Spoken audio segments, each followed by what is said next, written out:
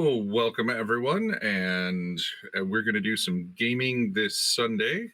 Kind of out of the norm for us, but our GM here, Scott, has a game coming out, and well, if you want to introduce the game and talk about what we're going to be playing, let's do that.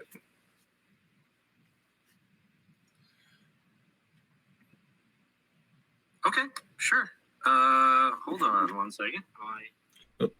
I have it running on my phone, and all of a sudden... Okay. Yeah, all right. Well, technical difficulties aside, hello, everyone. Welcome to the Few and Curse, the RPG. It is an RPG based on the Maximum Apocalypse system, which I also created and recently talked about on the Alexandria RPG channel stuff. So somewhere there's a video somewhere of me talking about it. But anyway, this is the Few and Curse, which is based on a comic book series. I'm trying not to spill my drink.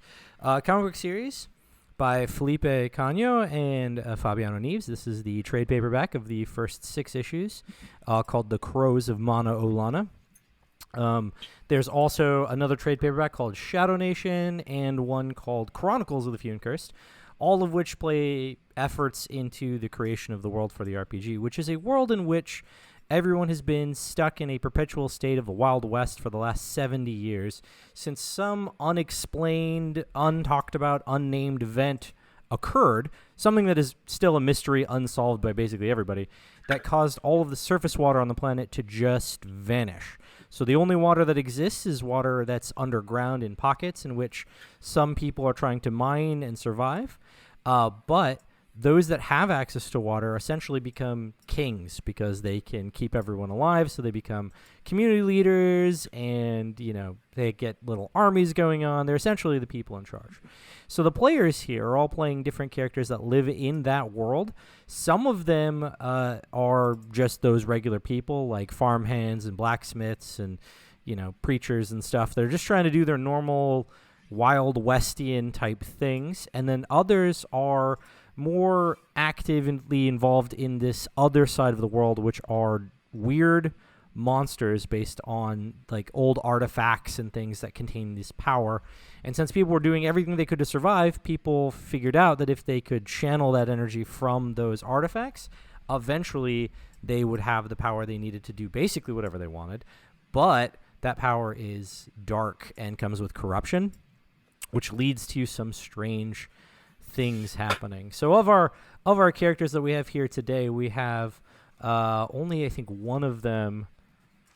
Nope, 2 of them are curse chasers. So 2 of them are aware of the weird monsters of the world and those dark powers, and then the other 2 are more like, you know, miners and bounty hunters, just people that are doing their regular job. But those things kind of interact. It's like not super unknown that monsters exist. This is for you guys and for the people at home. There are some times in some towns when there's something that's affecting everyone. They might post up a big bounty board with like, well, okay, here's the usual outlaws, but also we have this weird bear-like man-bear-pig thing that people have been seeing outside of town that have been ransacking farms and stuff. And so like regular people may not believe it. They may think, oh, this is another Sasquatchian type story. But the people that know about these things, they respond to those, and they usually are trying to get paid or find the cursed object or whatever the case is. So that's sort of the breakdown of our perpetual Wild Westian world that everyone lives in. It is like an alternate 1910 right now because this event happened in somewhere in the 1840s, and the technology hasn't really increased from the 1840s. So like the Peacemaker was one of the newest inventions and still is one of the newest inventions, essentially. So that's sort of where we're at. So that's the background of the world, but it uses a D100 system. So for you guys, you will need a D100 for basically everything you do. And then you might want to have like a D4, a D6, a D8 kind of hanging around just in case I ask you to roll those for various damage or certain things that may happen. And I actually have to grab my dice as well.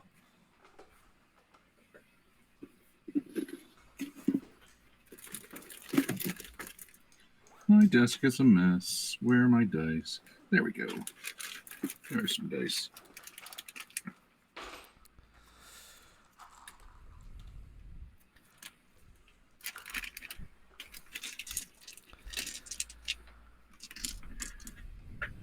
Okay. All right. So we have some pre-generated characters today that you guys are playing, particularly Finley, Emery, Avery, and Haywood. And I mention all of these because if you are going to do the Kickstarter thing with us, these will be amongst these 4 will be amongst the first 10 pre-gens you get just for backing the Kickstarter. That's one offer we're giving to everybody. If you back the Kickstarter, you get 10 free pre-gens. These 4 are of that set.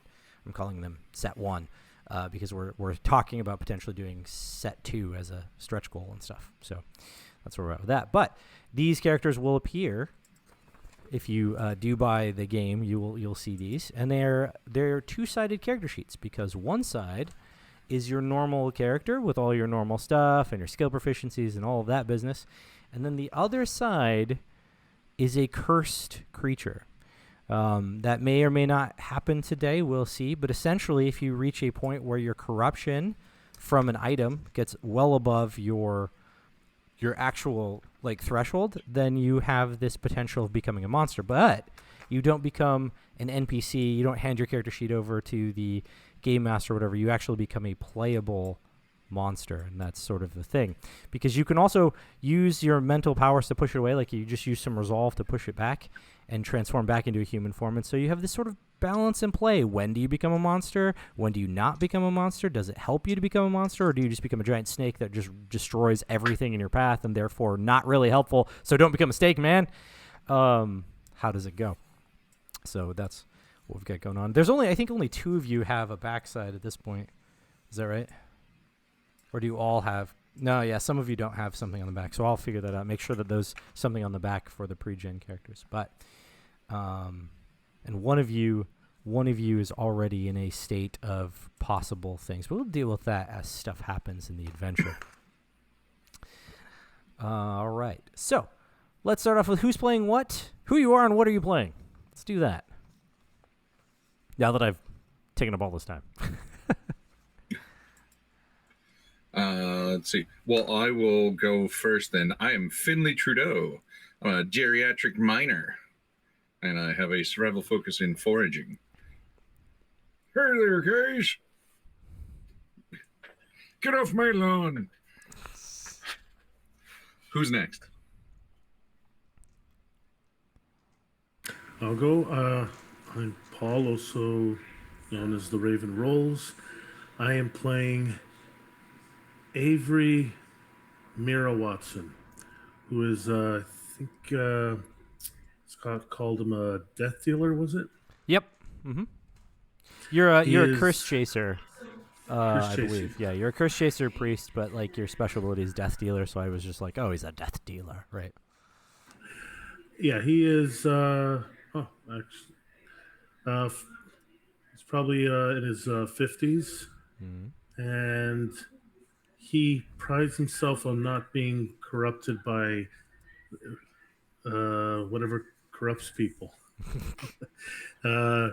He is a holy man of sorts, if you could call it that, and he is very lucky.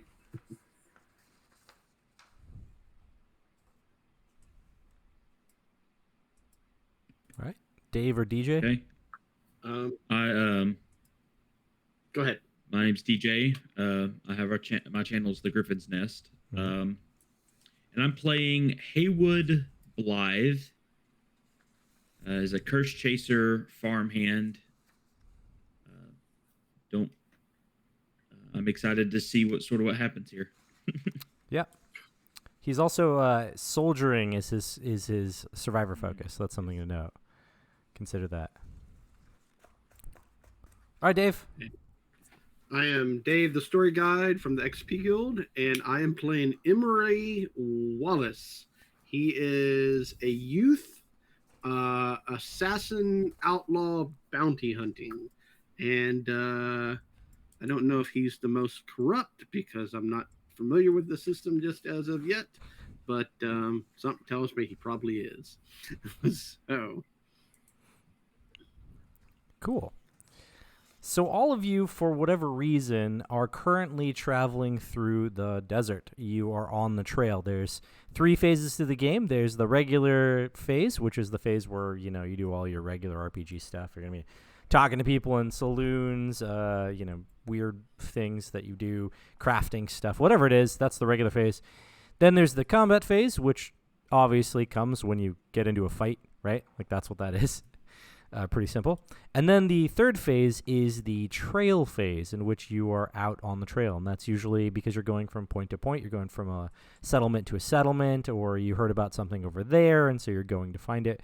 In which case, your survival focus does something slightly different during the trail phase. You have other things that you can do. It's a series of roles. But, like, being out on the trail is not just something it's like, oh, you're traveling from San Andreas to, you know, the Hawaiian Springs or whatever. Like, that's not just something that's like, okay, 3 days pass. No, there's actually, like, some roles that you would do to find out, do we use up a bunch of resources in the process? Do we get lost?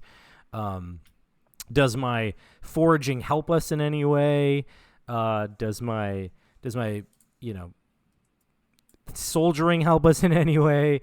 Like, that kind of stuff, right? So this is where those come into play. You've been on the trail for a couple of days. You have about 2 days left in the trail.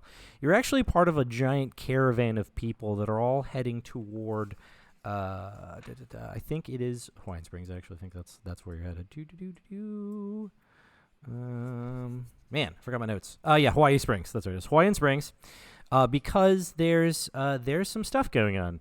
Firstly, for the 2 of you that are like regular people trying to survive, the Hawaiian Springs is this new settlement. They claim to have a spring of water, and so there's jobs there. Maybe even the Curse Chasers are interested in that. There's jobs out there. There's water out there. They're surviving out there. But also, along with that, there are bandits and people committing crimes, and so there's something to do while you're out there. There's, you know, people are like, I'll pay you some money to protect my homestead, and, you know, that kind of stuff. So there's a reason for all of you to be heading that way. But this particular trip passes past an area where you've been told there is some kind of monster thing doing monster stuff. So there's essentially motivation for all of you to be part of this caravan, if for no other reason than you're getting paid to guard it while you get there. So you've been on this trip for a couple of days, and the sun is incredibly hot. It beats down on you, and so you have to sort of tilt your hats to shade your eyes. But while you can see fine, you still get hit with the extreme heat from the this sort of dry world. So you're currently walking through the Pacific Ocean, through the canyons that are there. And I'm going to actually have you all make a roll for me. We're going to start off doing a roll so that you know how to roll the dice. You're going to take 2 resilience damage from the heat. And so what you're going to do is you're going to make a resilience roll, which is on your character sheet in the middle to the right. So it's like initiative, and then it says salvage, and then resilience. If you succeed, you don't take that damage. If you fail, you will take 2 health points of damage. And we'll deal with that. Is this considered weather? This is weather, yes. This is weather. Okay. So if you have some item that says you get advantage, then what you're going to do, for your normal roll, you will roll a D100, a percentile die, and a tens die, essentially, or like a D10. So you'll have a number. That'll be some percentile number, right? And if you have advantage, you would roll an additional tens die. In this case, you really can't see them on my camera very well on my end. But you roll an additional tens die, and you would take the lower of the 2 tens numbers. Because in this game, you want to roll as low as possible and get below the stat number. So whatever your stat number is, you want to get below that. So what was the resilience now? Resilience is on your character sheet. It is in the center to the right. It's just on the side of salvage. So if you see where there's health points in the center, and then initiative to the right, and then salvage, and then resilience. That's where that is. I've got that, but sorry, I should have clarified it. So I've got a advantage resilience rolls versus weather. Yes, yeah. So that's where you'd roll the advantage. Sorry, you're going to roll an additional tens die, or re-roll your tens die. And you're going to choose the better of the 2 because you have advantage. Okay, that's what I thought. I couldn't. It was okay. Okay, so just to be clear again, so the first 2 dice, I rolled 62. Okay. And then my extra D10, I rolled a 7. So that would be 72. So that doesn't help then. No. So the 62 is your number. All right. So I failed. Okay. Ditto. 85 over a 50. Got it. I also failed. I rolled a 40 over a 30. Ooh. 36. I rolled 36 and my resilience is 45. 55? So that sounds like a success. 45. I'm sorry, I couldn't hear you. I said I rolled a 36. Uh-huh. And my resilience is 45. 45, yeah, that's still a success. Yeah. All right. So, Dave, you're the only one that is unaffected by the heat. It's just hot, but that's about it. All the rest of you will take 2 health points of damage. This is heat-based damage, so it ignores your armor, so we won't worry about your armor right now. You just have to, keep track of the fact that you've taken 2 damage to your health points. I have a question. Yes. Because I don't know how often I can do this, but it's reduced damage by luck points each time you receive damage. Yes, this doesn't apply in this particular case. This is like physical damage from like attacks, not damage from like resilience sources and stuff. So you can still be thrown off a cliff and die, but because falling. But when we're talking about somebody stabbing you or shooting you, that's where this applies. Right now, where's the health or hit points again? Right in the center. Oh, right there, 18. Yeah, right in the center. Cool. All right. So much of your caravan consists of hand carts, and with most of the pioneers traveling on foot, making it easy for you all to keep up because horses and other animals like that are rare, being that they're hard to take care of and require lots of water. So it's a little bit harder for you to keep them. So there's very few in your caravan. It's mostly people with hand carts pushing along, and you're walking along with them. However, at the front of the caravan are actually 2 real wagons, 2 Conestoga wagons they're actually prairie schooners, and they're hitched with donkeys. There's one driver driving each of those wagons, and the person at the very front is your wagon master. His name is Kalakua Palikiko. He's of Kanaka Maoli descent. He's from this sort of Hawaiian area, and that's why he's leading your group, because he's a master of this place. This is where he grew up. But this caravan has been traveling, like I said, for a few days, and he suddenly calls it to a stop. That's why I'm pointing out to you that this is your wagon master.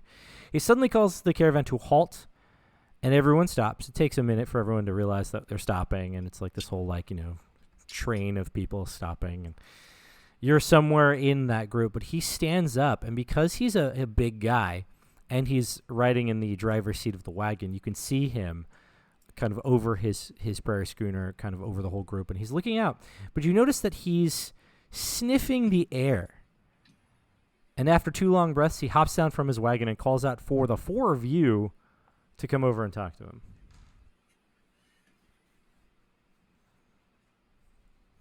Hey there, Sonny. Hey, can you smell it? Do you smell it? Smell what? Finley. Make a survival roll for me if you could. So that would be under your instinct. All the skills. So we're doing some skills now. All of the skills that exist in this game are all on your character sheet. You can do any of the skill actions that you want. Doesn't matter. But you will find out whether or not you're proficient in the skill or not proficient in the skill. If you're not proficient, there's no letter there. If there's a letter there, then you're proficient in it. If you're not proficient, you roll disadvantage. You can offset that with tools or something that helps you with that. Or you will roll just a regular roll. Or, in your case, with survival, you're actually skilled at it. So that means you'll add a +5 to your threshold. So you're actually rolling against 85 for this particular thing. Well, I got a 41, so... All right. So 41 is less than half. So in this game, there are these degrees of successes. Since you got less than half, that's actually 2 degrees of success. So that's what you did. And that matters because that does affect, like, if you're looking for stuff, how much you find, if it's an opposed roll, how well you did compared to the other person. So the degrees of sus do matter. In this case, it's really just more information. But when you sort of look around, he's sniffing the air, but you look around, you didn't really notice until you started actually looking around. But you can tell that, yeah, he's right. There's a moisture in the air that isn't really normal. And for you, as a expert water finder, that tells you that there's some kind of underground water here in this area. There's water nearby. Yes. I just caught whiff of it when we were walking the caravan. Listen. Should we go check it out? Yes. Listen, the caravan, as you know, has been traveling for many days. We actually, and I haven't told anyone this, got a little lost on the trail. And we've taken an extra day that we shouldn't have, so we are actually down a day's worth of water. And I think that if you Finley, if you would go find this water, but you three maybe keep Finley alive and help carry the water, then, in case something happens to him, maybe. Well, God is with us in this journey. We will find the water. Yes, good. Yes, if you could get as much water as possible out of this hidden spring and then meet back up with us before nightfall, then maybe we can not dehydrate on this journey. That would be That'd be a good preferable. thing. Yes. Yep, we got it, House. Good. Well, then what I'll do is I will see that bend over there, and he points way off on the horizon. And bend, sure, it's just a big flat land with a bunch of like boulders here and there, maybe a little rock mountain thing off in the distance. He's like, that bend, I will take the long way, but we should be there by nightfall, and you can meet us there. Roger Dodger. So you have a chance to gather up all your gear and stuff, because I assume you're not going to let them take all your things. You might need them. Maybe even a bunch of water skins that he sort of leaves for you to take to carry all this water. But the caravan, he says, "Yaw!" and his donkeys start moving. The mule behind him starts moving, and then the caravan starts its creaky, slow move down the way, away from you, leaving you standing in the desert, holding empty water skins and waiting for people to leave because, and this is the reason you wait, water is like gold. Water is better than gold. So there's also this thing where he's trusting you not to just take all the water, become rich men, and run off. But if some random person in the caravan were to be like, oh, there be water in them hills, this might turn into a big rushing panic. So, kind of wait for them to kind of start leaving until the last handcart walks by before you can really start getting into it, looking for water. The evil player in me wants to go, hey, guys, let's go get that water. I mean, that is an option. I will not stop you from doing that if that's what you want to do. Yeah, but it's a bunch of normies out there, don't know what they're doing, gonna get eaten by the land sharks or whatever is out here. Yeah, and land sharks are not outside the realm of possibility in this world. I mean, sharks are gonna continue to exist. They had to evolve really fast. So, based on that, the question becomes, does everyone want to just watch Finley do it, or do people want to help potentially find water on their own, potentially just kind of assist? How do you guys want to handle this whole water expedition? Well, the question probably is, how does one find water? Sure, easy. Skill-wise. Easy. How do you find water? Well, there's all kinds of weird methods. Dousing rods, just walking around and poking the ground. looking for potential like green plant life sticking up out of the sand, things like that. But then to get it, you essentially have to mine it. So pickaxe into the ground, chip away at the ground until you eventually hit like a vein, and then water starts to flow up, and you start gathering it and putting it into water skins. That's the usual method. Sometimes people have to dig pretty deep, which leads to really deep water mines all over the place. There's one underneath the city of San Andreas, which is the largest city in this general area. There are other cities other places, but that's where you guys all came from, was San Andreas, which was a big location located in the fissure that was created when an earthquake happened outside of San Francisco. So basically all the people that used to live in San Francisco when it had water and stuff now kind of live in this fissure that exists where the city used to be. And it's called San Andreas. I think Emery is going to keep a lookout, especially for people trying to follow other things, trying to, go, ooh, they look interesting. Okay. So Emery's going to be on guard duty, essentially, keeping an eye out for stuff. Yeah. Sure. I appreciate that. I don't want to get jumped by water sniffing monsters. I am very perceptive, so I don't know if that helps with finding water. I can help. Yeah, I mean, it doesn't. Haywood. Perception isn't necessarily what you'd use to find water, but the skill you would use to find water would actually be survival. Well, I'm proficient in it. I'm not as good as you are perception. Yeah. So if no one else is going to help him, then I will help him. Okay. I'm going to take a deep breath in and see if I can hone in on the direction of the water. And I'll be prepared to help, like, dig. Sure. Or do whatever needs to be done. Yeah. I mean, you're actually also halfway decent at survival as well. I mean, you have a 60 in it. I said Haywood. I meant Finley. Finley's the one finding water, not Haywood. Yeah. So Haywood is, halfway decent at it as well. So you're probably actually also pretty decent at finding water. Sure, it's not quite your thing. You're a soldier, but at the same time, a decently trained soldier finds water when they're out soldiering, right? So you're not bad. So it's up to you if you want to be hunting for it yourself, or if you're just ready to stand back and gather water. I mean, I don't think it would hurt to look. Sure. It certainly wouldn't hurt to look, that's for sure. And you do have your own water skin, so, if nothing else. Never hurts to fill your own water skin. Okay. So then for the two of you that are on guard duty, essentially, we'll set you aside for a moment, and I will talk to you about some things here in a second.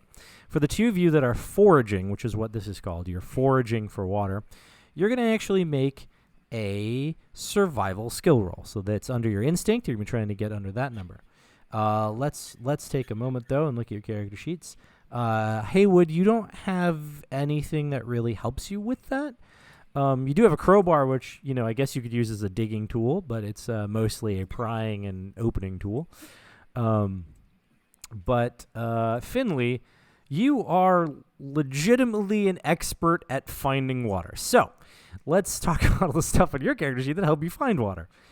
Firstly, you have an 85 in just the survival skill as a thing. You also have in your archetype water sense. You have advantage on foraging rolls, which is what you're doing right now. So that will grant you an extra, tens die, right? When you make that roll. You're also a trail expert, which means you have advantage on survival skill rolls, which is what we're doing because that's what foraging is. It's a survival skill roll. So that's another advantage. So we have stacking advantage here. And I'll tell you what that does in a second. But you also gain more water. That's the other side of that, is you gain more water when you find water. So you don't just find like 1 unit per degree of success like everyone else. You actually gain 2 per degree of success. You also have amongst your gear a pickaxe, which is the main tool for getting through rocks and stuff to get at the water veins under the ground, which also grants advantage. So you have 3 advantage on your 85 roll. In this game, stacking advantage is good because it offsets any kind of disadvantage that may happen, like if you were injured or scared or, it's dark out or something. But the other thing it does is when you stack and you don't have anything to cancel it out, they add a +5 per degree of success on top of the initial advantage. Because you only roll 1 extra die, so you don't get to roll 3 extra dice. You roll 1 extra die. And so for every other one outside of that, you get a +5. So in your case, you'll be trying to roll with advantage under a 95, not an 85. So.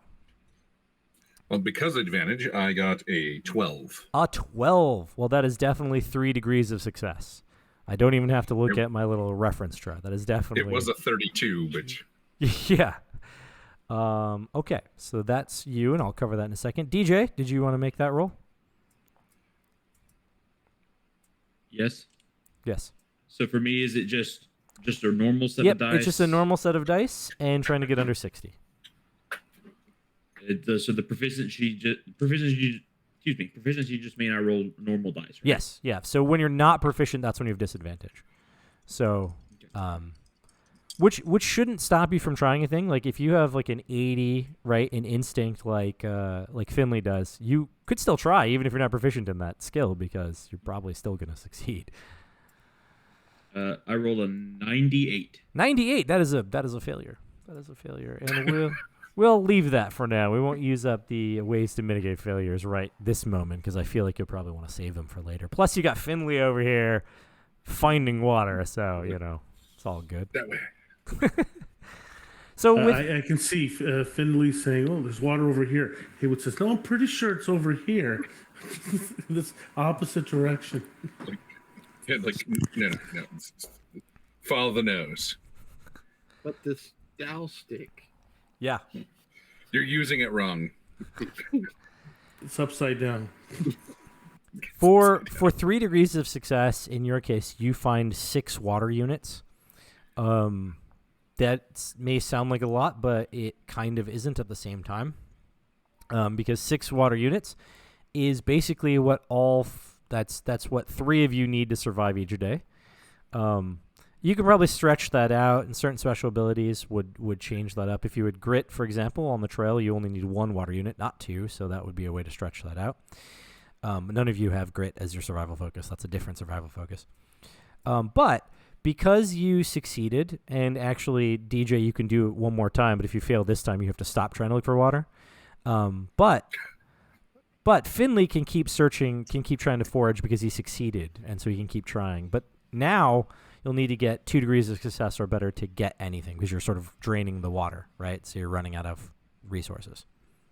39. Okay. That is 2 degrees of success. You're still doing fine. So how many more units can I dig up with my pickaxe? 2 degrees of success, you find 4 more water units. And 41. That you would need 3 degrees of success, so you didn't find any that third time. What about you, DJ? That second time? Nothing? All right. So Haywood didn't find anything. Just kept digging at dirt. Dug up a whole, plant. Didn't find anything under the roots. Okay. Well. Darn you, plant. Hiding your sweet, sweet nectar. That's 10 water units, though. That's actually pretty darn good. That is more than enough for your group to survive for another day. For the caravan as a whole, maybe not, but, hopefully some people have got those abilities that stretch out that water a little bit, and then maybe the caravan's fine. But you basically fill up 2 whole water skins and a canteen or half of another water skin with water that you found out here. Excellent. Cool. But that was about 3 hours or so of foraging around for this water, digging, and doing stuff. So, Dave and Paul, let's talk about Avery and Emery. Wow, that sounds like a song. Yep. Avery and Ivory. So Avery and Emery are watching the area, trying to make sure nothing sort of sneaks up on these two as they're trying to forage and fill their water skins. For the most part, the first hour, nothing happens.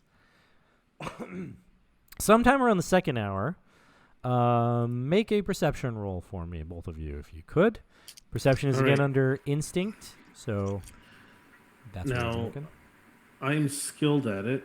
I am too. Yep. So both of Okay. you have a +5 to the threshold. So in your case, Paul, that would be a 45, and in Dave's case, it would be a 55. Okay. So we're just rolling 2. Yeah, you're rolling a Uh, percentile dice. Okay, I'm trying to think. That's not under a quarter, I don't think. Let's see. What is a quarter? I Would can't be math. quarter would be like 11 and a 11. quarter. Yeah. Okay, no, it's under half though. Okay. About 18. 2 degrees of this. All right. I got a 30. 30. All right, that's a success. That's fine. Just slightly over your 2 degrees of success. All right, that's fine. Both of you notice that there's some movement in the rocks. Pretty sure that something is stalking you during that second hour. And during the third hour, it becomes fairly apparent to both of you that the thing that is stalking you is 3 starved wolves as they're getting closer and therefore kind of, being bad about not being seen. You see that? As I pull out my recurve bow. You see Avery unhook his peacemaker on his belt. So you go loud and I'll go quiet.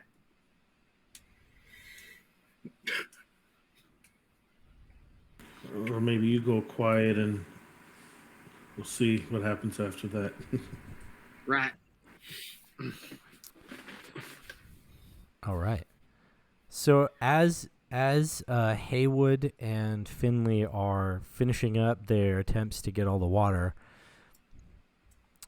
Avery and Emery start moving away from you. And at that same time, you see why. So now all 4 of you are aware of the wolves as they come out from behind a rock. And they're growling and they're starved. They look hungry and thirsty. The sun has moved, and there's some cloud. There's not really clouds. The sun has moved, so it's a little bit darker. And you realize that you're going to have to leave soon if you want to catch up with your group before nightfall. But these wolves stand between you and them. So you can't just run away. You're going to have to deal with these wolves before you can get away. But they're dead set on you. They are very hungry and very thirsty. And you have a bunch of water and a bunch of meat. So, Start putting the arrow in my bow. start ready for some combat. That's what I'm hearing. I think so. All Yes. right. I'm trying to move in a kind of in a flanking position from the wolves. Cool. I can't. Yeah. I'll give you guys some advantages in this combat because of your seeing them and stuff. Like, you're not going to be surprised by them, for example. But this is how combat works. All of you have an initiative score. It is a number that is statically based on your agility and your luck. So it's going to be a 9 or a 9 or a 10 or an 11 because I have all of your character sheets in front of me, so I know what your things are. That number is the number in which the order in which you will go in combat. That's the main number, and we go from there. So a combat round is broken into 4 action phases. Each action phase costs 5 initiatives. The first one is free, so the first one will be that main number, and then I'm going to -5 from everyone's initiative, and that'll be the next action phase. If you still have initiative, then you can have a turn, and then I will -5 again. If you still have initiative, you'll have a turn, and then I'll -5 again, and if you still have initiative, you will have a turn. However, in this case, I think it's just... is it Emery? Yeah. Emery is the only one that will have 3 action phases or 3 turns in the combat round, and then we would reset the combat round back to the beginning, and we would start over again with everyone going at their number. So, based on that, it goes Emery. And the thing to note is because the action phases break down like that, Emery will basically go, and then he'll be the only one to take turns on that third action phase, probably because he's super fast. But then it will end the combat round and start the next combat round, which starts with Emery again. So Emery will have back-to-back turns, which allows more tactical decision-making, potentially going like, look, I know I'm going to go and then I'm going to go again, so I can do something like take aim or move behind this thing because I know that they're not going to attack me. They probably aren't because I'm faster than them, that kind of thing. But it will go Emery at 11. And then is it Avery? Does Avery have 10? We're having connection issues with Paul right With now. Paul? He, Oh, okay. Yeah, he's disconnected, and it says it won't let him reconnect. Nope. Well, we'll handle that technical difficulty while I finish tracking where everyone's at. DJ, do you have the character sheet in front of you, and can you tell me what the initiative score is for Haywood? 9. 9. And what is your agility? My total agility is 45. 45. Okay, so that would mean you would go before Finley. Because Finley also has 9. Yes.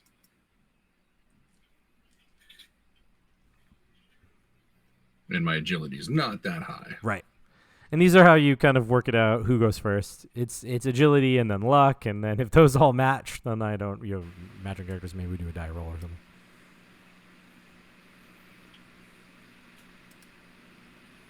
Technical difficulties. It's actually a well-timed technical difficulty. Gives me time to look up some stat numbers or pull up the stats for my starved wolves. The version of the adventure that I printed out didn't have any stat blocks in it, which is a failure. Oh no! You've all moved around on my side.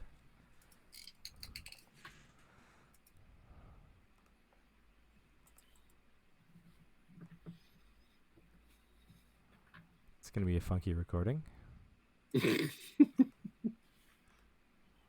Because DJ and Paul just switched places. And so I'm moving them around on the fly while also recording this. Yay. It's all good. Technical difficulties go hand in hand with online gaming. Yes. It wouldn't be a virtual tabletop without virtual issues. No, not at all. Editing. All right, Starved Wolves, there you are. So your initiative is 8. Hey, that puts you after everybody. Go. Starved Wolf 1. Starved Wolf 2.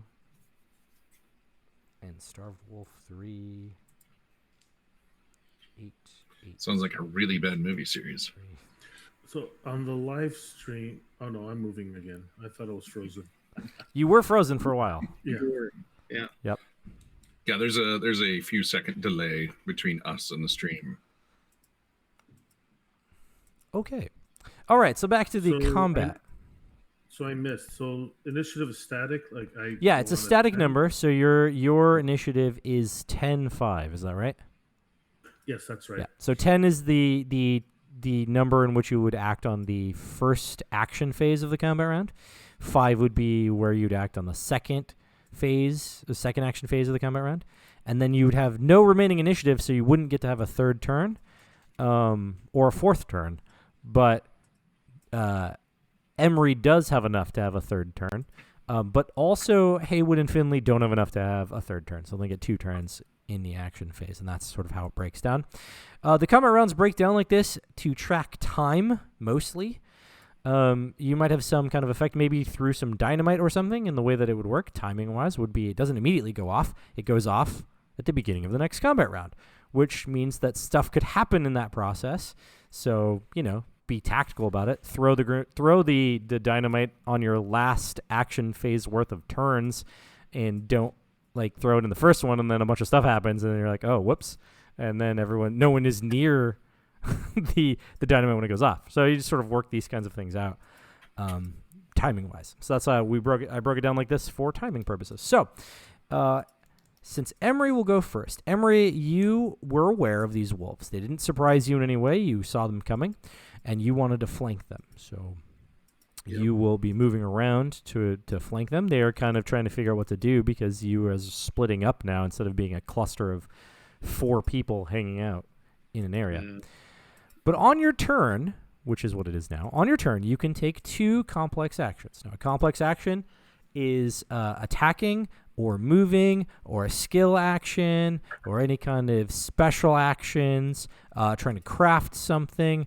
Taking aim is a complex action, and that would grant you advantage to your next attack. Reloading might be a complex action if you've run out of ammo in your weapon. For the bow, it's not really a thing. You just grab another arrow, right? But you cannot attack twice during your turn unless you have a special ability that says you have multi-attack, or you have the weapon has a trait that says it has multi-attack, like a repeating rifle has multi-attack. Or like it just isn't, or you're dual wielding, right? If you have 2 weapons out, then you can multi-attack because the second attack has disadvantage. Because you're just, doing a bunch of things wildly. Like a perfect example is if you all look at your character sheet, you'll see that your unarmed has multi-attack, meaning that when it's on your turn, you can give them the old 1-2 as your turn. That would be your turn. 1-2, right? Punch them. And that's why there's multi-attack as a trait for your fists. So that's what's going on there. So it is your turn, and you saw these guys coming. What do you want to do on your turn? So I think I want to use one of my special abilities. Okay. Called Headshot, Sure. which says I get advantage on called shot attacks. Yep. So when you make your attack, essentially you can as a free action declare it a called shot, and so what you're doing is you're like, I'm going to target their head, leg, whatever it is. In your case, headshots, you have advantage on those things. So you actually, to declare a called shot, you get disadvantage to just indicate how difficult it is. And then if you get a certain level of success or whatever, depending on what you're trying to do, certain effects happen, like more damage or they can't walk anymore, that kind of thing. But in your case, because you're an expert at that, you negate that disadvantage and you just make your normal, whatever the roll is based on what you're doing. So if you were to take aim, for example, you would have advantage, and that wouldn't be negated by the called shot, essentially. Oh, okay. Yeah. So could I? So I have 3 actions. You said. You have 2. Two. Only 2. Okay. Yeah. So and The called shot's a free action. That's just declaring your target. Oh. Oh okay. yeah, and so you have 2 complex actions you can do, and then there are free actions that exist, and like free actions are things that don't really require anything. Shouting at your friend is a free action. Dropping an item is a free action. Declaring a target is a free action. Reasonable number of things that eventually the trail master or the storyteller game master will say, hey, okay, that's enough. That's enough free actions. You got to do something. So I got 2 complex actions instead, or so I could aim and do headshot. Yes, you could. You could aim and shoot your bow, which then you would declare a headshot when you're trying to do it, right? Okay. Yeah, you could do that. I'm gonna do that. Yeah, Okay. for sure. Okay. So you want me to roll or just wait? Yeah, so what you do is you're going to have advantage for taking aim, and then you're not negating it with the call shot because you negate it with your special ability. So just then with advantage, roll to try to get under 70, which is what your bow shooting skills are. Okay, and it's advantage is re-roll the first 10 die again. Yep, right? the 10s die again. Yep. Glad. Okay, so the first one was 64. 64. Okay, that's a success. And then roll it again to find out what your advantage number was. My 84.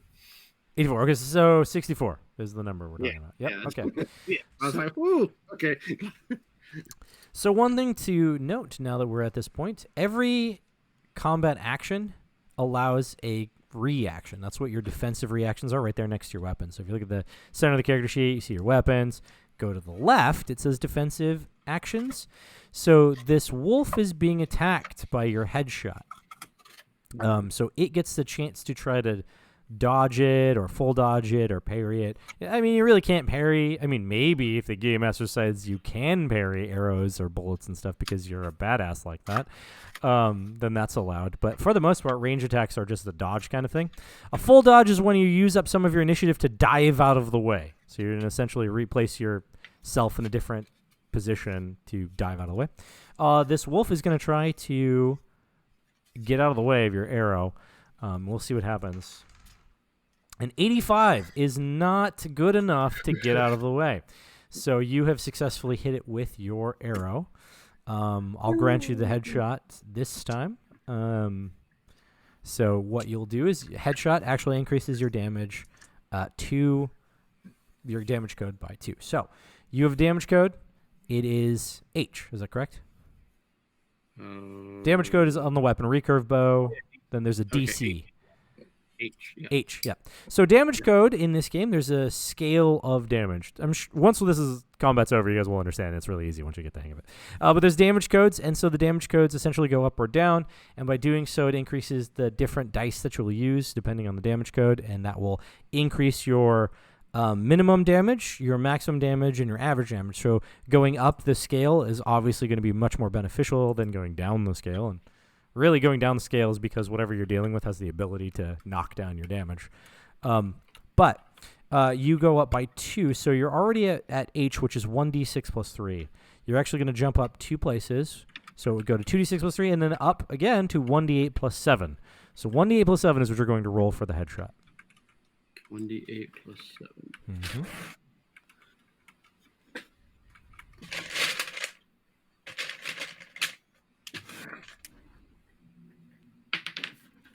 Stay on the table. Woo! Almost a critical. I rolled a 7. 7. All right. 14 damage. So 14 damage will kill this thing. Dave, you want to describe how it dies, or do you just want it to be dead? I kind of do that whole sneaking and creeping on the side, going, oh yeah, all right, and aim for the head, release the arrow. As the arrow spins, it pretty much drills it right into the eye socket and out the other side. Gross, but effective. The wolf doesn't really make noise. It just falls to the ground in a sickening thud. As they start moving toward you, they start trying to run towards you guys. But they don't get any distance before Avery gets to do something about the oncoming wolves. Avery, you get the hang of the whole, you get 2 complex actions on your turn and some free actions thing? I think so. Cool. I guess I'm just going to shoot. I don't have anything special. Mm-hmm. Do you want to do anything Headshot. Do you want to move? Do you want to try to aim or anything, or do you just want to just shoot and then see what happens after that? Yeah, I guess I'll aim. Okay. That'll give me That'll give you advantage. That's at least helpful. Yes. Yeah. Holding your gun out and staring. So gunslinger special abilities, by the way, there's a gunslinger special ability if that was a character you were to make, where it turns aiming into free action. So you get to do other things like move and shoot. Move and aim and shoot. You get it 3, essentially. Yeah. All right. Okay, so I got under half. Under half. Okay. All right. So this wolf is going to try to dodge out of the way of your bullet, but an 88 is not good enough. So, So the damage is an H. Right. So that's heavy. That is 1d6 plus 3. That's what you will roll. And how does luck replenish? Luck replenishes essentially at the start of the next adventure, or if the game master decides to give you some luck or something, or you do some cool role playing and they reward you with a luck, right? Okay. That kind of thing. So quick question, so I know how this works. Yeah. So survivor focus. Yes. Reduce damage by luck points. Yes. So if I have 8 luck points currently. Correct. I always reduce damage by 8 unless you use the luck. If Right. you Okay. reduce the luck points, then that number goes down. But you're basically your current luck points. Okay, so my DR is 8 because I can use one. I guess that's what exchange 1 luck point to up my DC. Yeah, your damage code. Yeah. So this is the play of your character. If you use the luck point to do more damage, you increase the amount of damage you take later on, right? So this sort of trade-off on like, do you want to use your luck points or not? It's a balancing game. I'm gonna stick with it. You said it was D6 or It is 1d6 plus 3, yeah. plus 3. Okay. 7. 7. Okay. Not quite enough to kill the thing, but you wound it. It sort of does the thing where it kicks backwards or to the side, kind of tumbles a little bit, but then gets up and continues moving toward you, trailing blood all the way behind it. All right. And I guess I'm done. That would be your turn. Okay. Then the next person to go would be Haywood. Haywood. I'm gonna do the same thing. Okay. I'm gonna pull out my peacemaker. Yeah. Aim and. Okay. I'm gonna shoot at the same one that he just shot at. Okay. And I rolled a 31. 31. Okay. Just For under half. you, that is half. Yeah, under half. So that's 2 degrees of success. The same one is going to try to get out of the way, but he also has disadvantage because he tried to dodge something a minute ago. And an 83, it was going to be a 33, so nice. 83 is not enough to dodge, so you will do damage to it. Okay. And Okay. it's H. H, so 1d6 plus 3? Okay. Let me get my d6 out. One of these.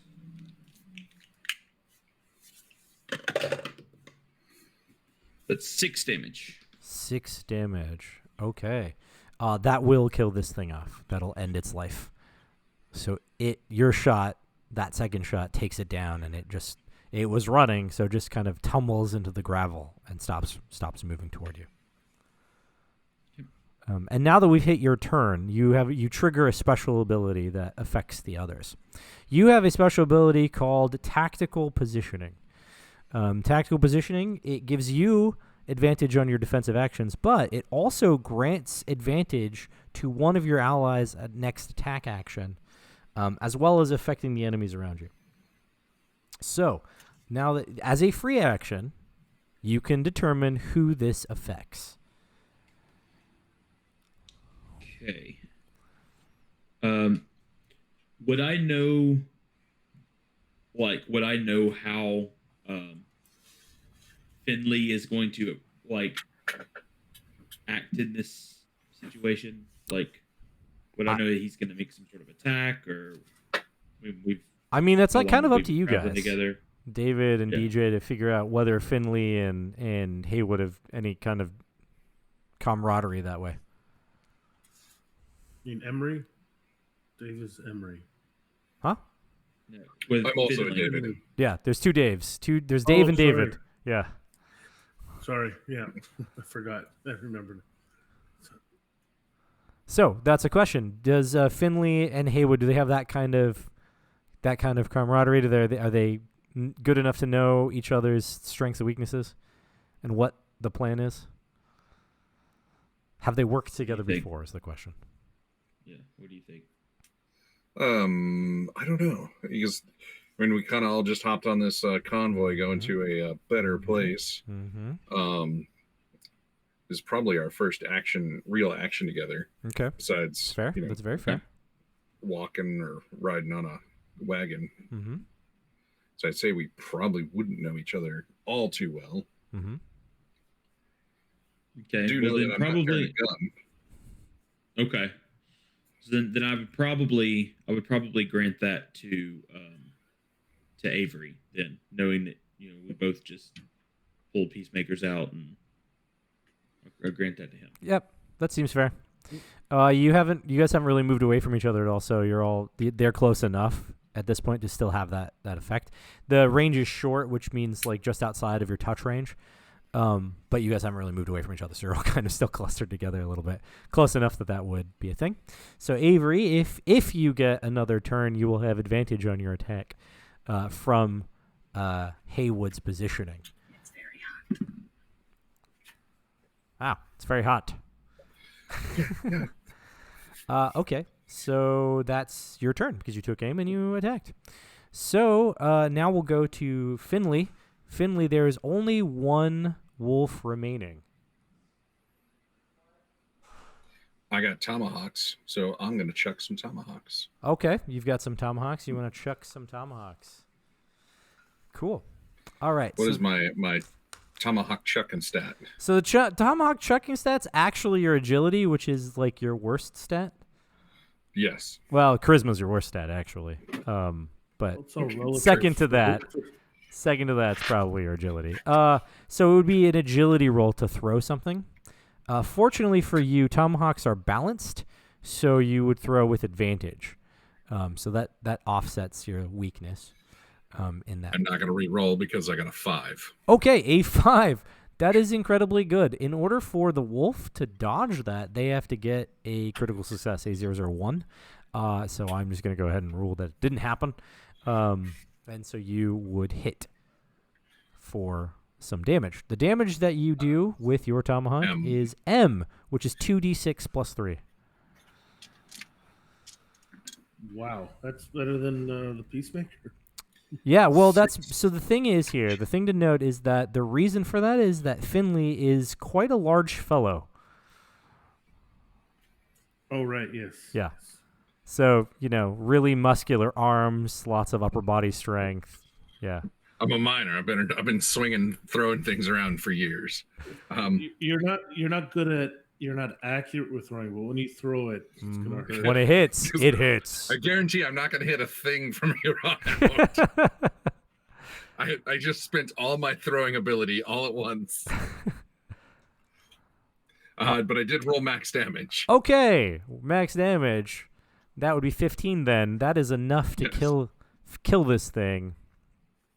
So the axe. So the two primary fighter types, with the gun types, had to each shoot to take out one, and then the water hunter was the bounty hunter, the ones that took him out in one shot. Never underestimate the power of a water hunter. Like there's water and then there are wolves. Yeah, so maybe in the form of blood, but it's water. The axe buries itself in the skull of the thing, and it just makes a yelping sound as it drops to the ground, scattering gravel all over the place. And there's no more wolves to deal with, and therefore we end the combat with only one action phase down. So good job, you just take them out. But the point of this was not to have you have a prolonged combat, but to introduce you to the combat rules, which we now have done. So that's bonkers. I got down to my quarter of agility. Nice. Yeah, so that would be 3 degrees of success, right? Yeah, that's never going to happen again. So in this case, for combat, like these degrees of success, they don't really do anything like increase damage unless you get a critical success, a 001. A critical success doesn't just necessarily increase the damage. It actually does an effect, and there's a whole table of effects. So you'd roll a d10, and it'd be like the effect might be extra damage, but it might be that your weapon cleaves through the target and then hits a target nearby, thereby doing damage to something else and other things, other effects like this. Or maybe it just terrifies everyone, and now all of the other enemies around have to make resolve rolls to not freak the hell out. Whatever the effect is, right? There's multiple effects that can occur. But the degrees of success are compared with those defensive actions. So the wolves trying to dodge have to beat those degrees of success to not get hit, right? So that's why these degrees of success matter in the combat. So that's just something to note.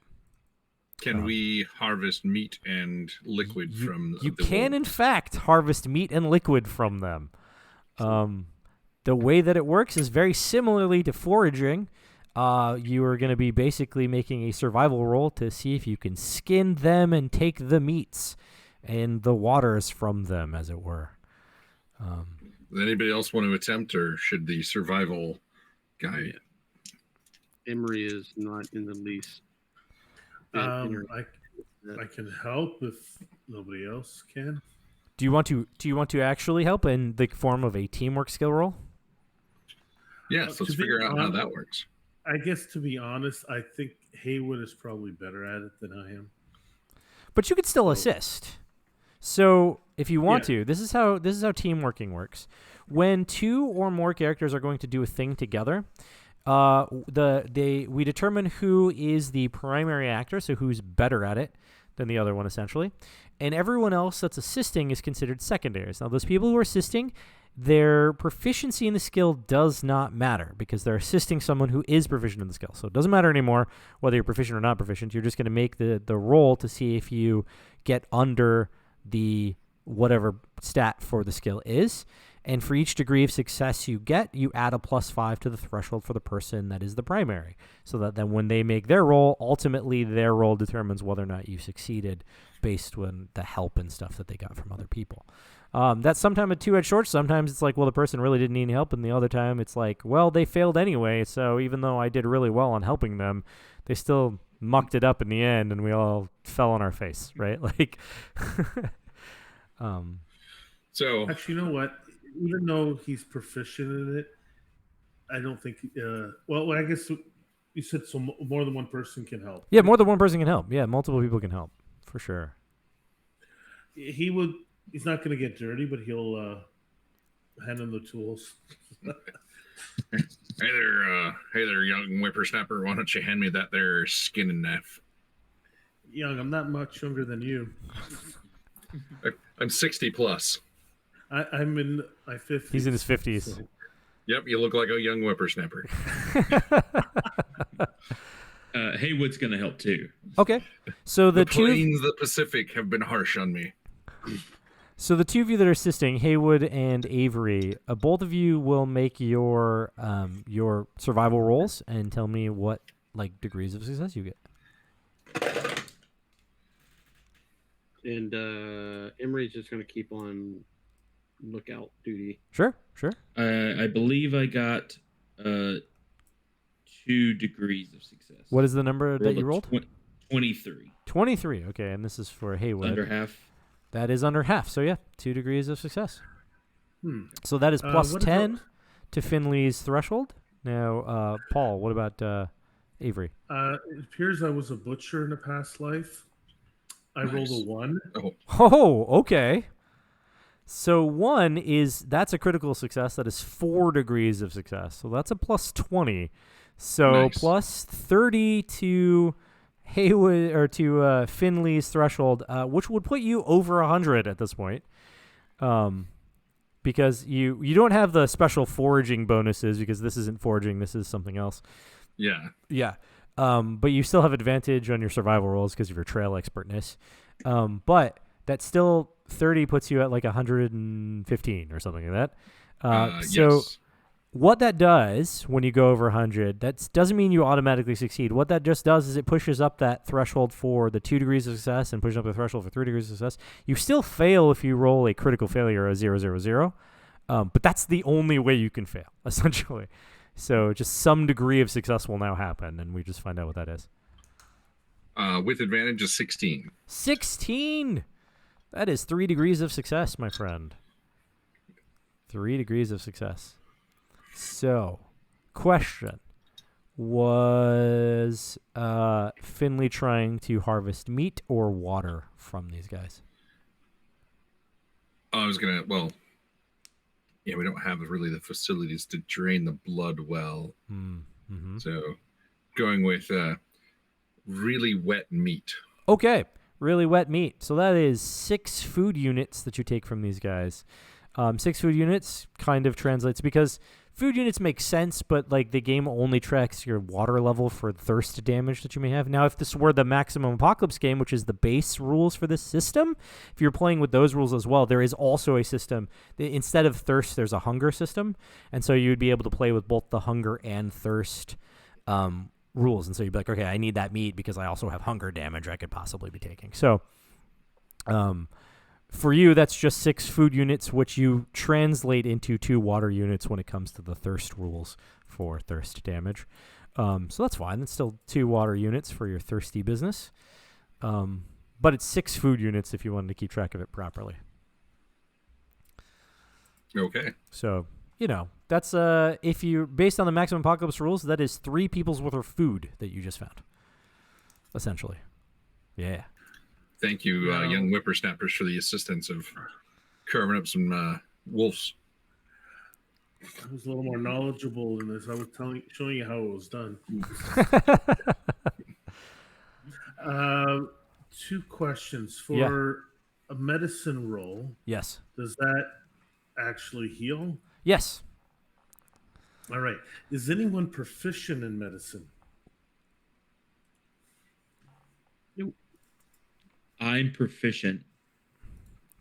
You're proficient in medicine. Okay. Because I have an antiseptic rinse. Can you help me with my wounds? Oh, I am proficient in medicine. Oh. The other thing is that that the antiseptic rinse, while it helps with the medicine roll for those that are proficient, it actually offsets the lack of proficiency for those of you that are not, right? Yes, but I figured I'd have someone proficient in it use it. Oh yeah, then they get better. They get a better deal, right? But nobody's taken any damage aside from, I believe Dave had some resolve or resilience damage from the heat, which you really can't clear up with. I also did too. Oh yeah, okay. So 2 of you took some resilience damage, but you can't really clear that up with antiseptic rinse. So it's not really how that works. That's more of a, for resilience damage in this case, for it being heat based, you basically have to like get out of the sun for a little while in some shade, drink some water, and then you'll be fine. And it will just fade away. Okay. And you don't have to worry about it anymore. Or, go to sleep, and when you wake up in the morning, it'll be gone.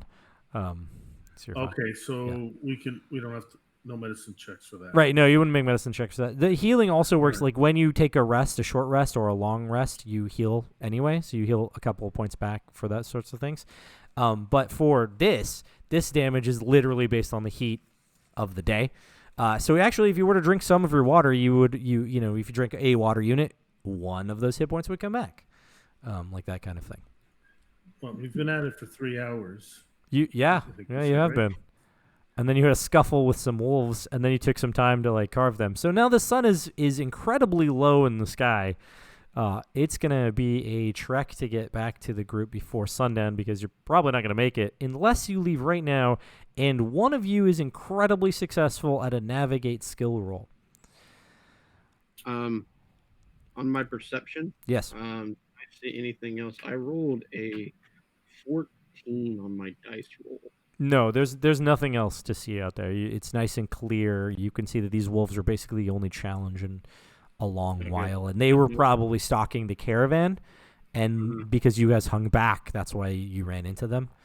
Yeah. So how navigation. I'm proficient in that. What? So ahead of you, to catch up with the caravan, you can either try to just make some athletic skill rolls to like run across the desert with all the stuff you have to catch up, like, double time your walk. Or you can instead make the navigate skill roll and then figure out a better way to get to the quote unquote bend that you're supposed to meet them at. And so you can get there as fast as possible.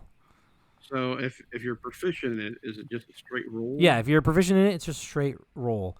If you have any kind, there are some things that would help with that, like a compass would help with that. Being able to figure that out. An old map would also be helpful with that. I've got great navigation. And we you have anything that gives you advantage together? Yeah, Finley does have really great navigation, and Finley also has a compass and an old map. Both of those things. Double advantage. Yeah. Oh, yeah, I see I don't see the old map. It's underneath the miner's tent on your character sheet. Oh, yep, I see it. Yep. I don't think anyone else has that. No. In fact, I just now realized that all 3 of your characters have basically the same kinds of stuff in your inventory, except Finley, who's basically a miner, and everyone else is a bandit, essentially. Yeah. And I got a 4. A 4. Amazing. Okay then. So with a 4, you are absolutely able to figure out how to get to them. In fact, this bend is really just over there. You go around the rock on the other side, and you'll end up meeting them. I know a shortcut around this straight. We arrived before we left. Yeah. Why didn't we take this going here then? He took the long way. That's why.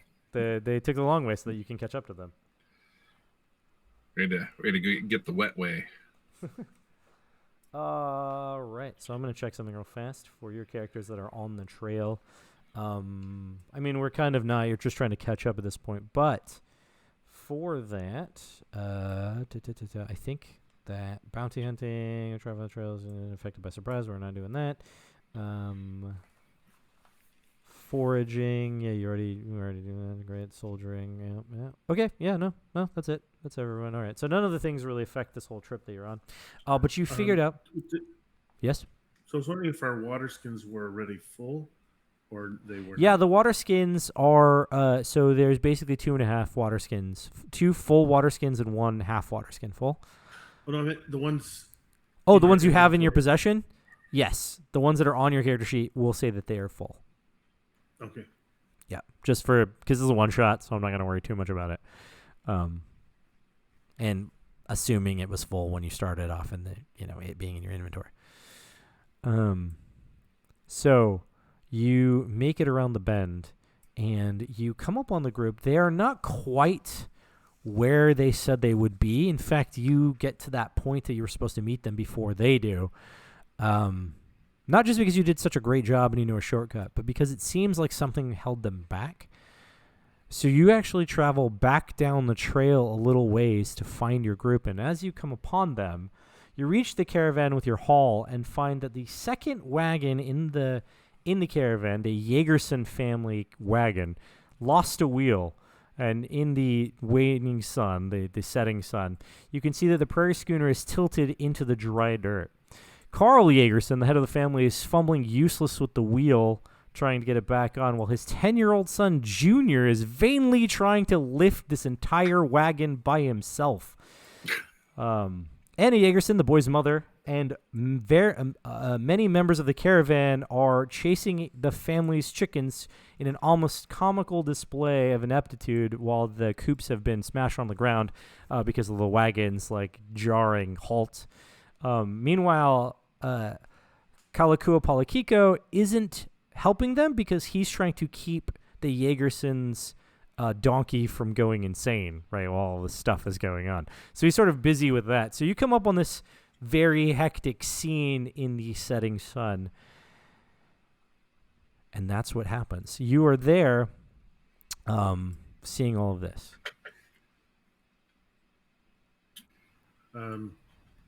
Avery sighs, and I guess he'll help with the chickens. He animal can.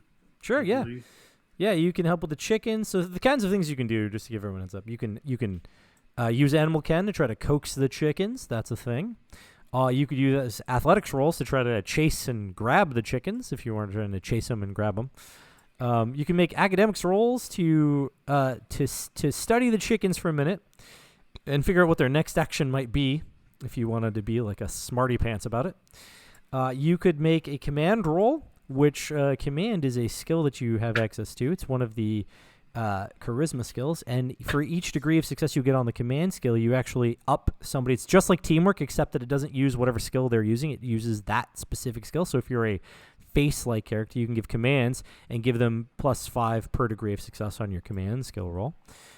You can do a crafting roll to see if you can, fix the wagon or fix the coops or something if that's what you want to do. You could use a tracking skill roll if you wanted to try to track down the chickens that maybe are hiding behind some of the sagebrush and stuff in the area. Or you could try wrangle rolls to get out a rope and try to wrangle up them wild chickens. But there's you could also do some strength stuff. You want to help lift the wagon. It's really kind of up to you guys on what you want to do. So, Paul is saying that Avery is going to chase the chickens and try to use animal ken to coax them back into their coops. I'm going to watch. Okay.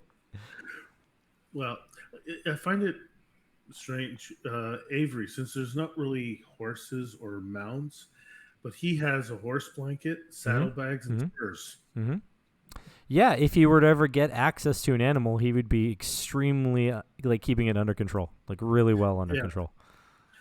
So because it says the spurs give +5 on animal ken rolls. Well, yeah, for writing mostly, but yeah, because Okay, animal ken then- is the skill you'd use to like command the animal to like. There's no drive skill, right? There's just animal ken. That's how you control the animals. The spurs sort of help with that. But if Okay, you then wanted to either technically, way- but technically it does say that, so I will grant it to you. Technically, for I your think for fun, I can do a command roll Yeah. because I'm proficient, or I can Yeah. do an animal ken correct. with no disadvantage Right. as well with the spurs. So I just think the spurs, it'll just be a little funny. He's going around maybe making clicking sounds with the spurs Sure. and trying to get the chicken's attention while someone else, helps catch Yeah. them. Actually, while he's making the clicking noise, I'm going to use my stealth to move up in a certain position. Mhm. Since it's getting evening time, Yeah. I'm gonna take off my poncho Okay. and use that to throw it over the chickens. Okay. Yeah, we'll instead of making it an athletics roll, I'll let you use stealth to sneak up on chickens, because if you can get the blanket on them before the poncho on them before they can do anything, then they're effectively caught, right? Yeah, that seems fair. Okay, so you guys can do those things, animal can and stealth, to see if you can catch the chickens. What about? I'm gonna do a crafting roll to Okay. see if I can help fix the wagon. Yeah, help fix the wagon. Seems fair. Crafting is under the instinct. Do you have tools or anything? I don't think I have tools, No. but I am proficient. Okay. I Yeah, have a you're. crowbar. That's have a more crowbar. for lifting. That would be lifting. You could use the crowbar to keep the wagon up to be able to help. So that's a way you could help too if you want to do that. Finley has 2 sets of tools in his tool belt. That's not your character, Paul. I know. Finley is just watching everybody Yep. do their thing. Finley's watching I thought everyone he do said- their thing. I thought he said he was using tools to craft. So Okay. No. Finley has already declared that Finley is watching everyone wildly chase chickens I and stuff. apologize. I thought he said he was. Nope. He's standing back and watching the rest of you, like Okay. Benny Hill style, chase all of these things. These chickens are darn fast. I rolled an 87. Ooh, yeah, you couldn't sneak up on them. They're too they clucked too loudly and they flew away. Well, I rolled a 30 on a crafting roll. Okay, 30. All right. Sorry, it was DJ was rolling the crafting, so I wasn't watching the screen. So Okay. when I was looking at my character sheet. Sure. so. I will handle DJ's crafting roll in a second. Paul, did you want to roll the animal Ken? How'd you do? Oh yes, I rolled a 10. Oh, that's pretty good. That's well below quarter. Yeah, that's well below quarter. So that's 3. So you just in one swift move like a whole herd of chickens. I'm gonna roll the 3d6 to find out how many chickens you moved because you had 3 degrees of success. Well, 9 chickens. Basically all of their chickens by coming up and doing your clickety-clack with your spurs and whatever other animal Kenny type things that you do. But you start coaxing all of their chickens back while Emery like dived at one and it got away and then dived again at another one and it got away. Just sort of messing it up, but you herd most of the chickens back toward their coops and surprising everybody at your like just smooth talking clucking thing that you do to get them all to like follow you Pied Piper. Right now, everyone's gonna call me the Chicken Whisperer. Yeah, the Chicken Whisperer, exactly. New nickname. Everyone knows they're going bark, bark, bark, bark. He's like, no. It's bark, bark, bark. Yeah, now I'm picturing the thing from what is the Emperor's New Groove, where he's like, chirpy, chirper. He's talking to the squirrel. All right. So DJ, Haywood goes to help fix this wagon, right? To see if he can help with that. Normally, when you make a crafting roll, and we will make you make this roll, but normally you're going to do this crafting roll, and then we're going to determine based on the degrees of success, how many D4s you roll to see how many component pieces you put into the object. But before we get to that, I've got a little story stuff for you. As you approach the wagon to help out, you can tell that Carl Jagerson is not pleased with his son's inability to keep the wagon up. He's pretty aggressively angry about it, despite the fact that the kid is 10 years old. What'd you expect him to be able to do? He's barely lifting it off the ground. The thing weighs probably 8 times as much as he does. So you catch that. But as you get up on him to like assist, he kind of resists for a moment. He's like, "Oh, I got this."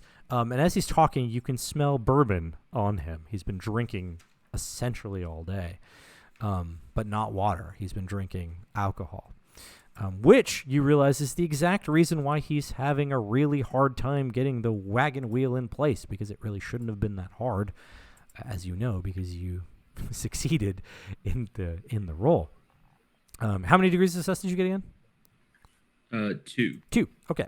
So when you're crafting something, you, based on your degrees of success, will determine how many sets of repair dice you will roll. So in your case, because you're not in combat, then you will roll 2d4 plus 1 for each degree of success. So in this case, 4d4 plus 1. And that is telling us how many component pieces, which are the raw, unnamed pieces of junk that exist in the world, that you are slamming into this object or putting into this object to repair it.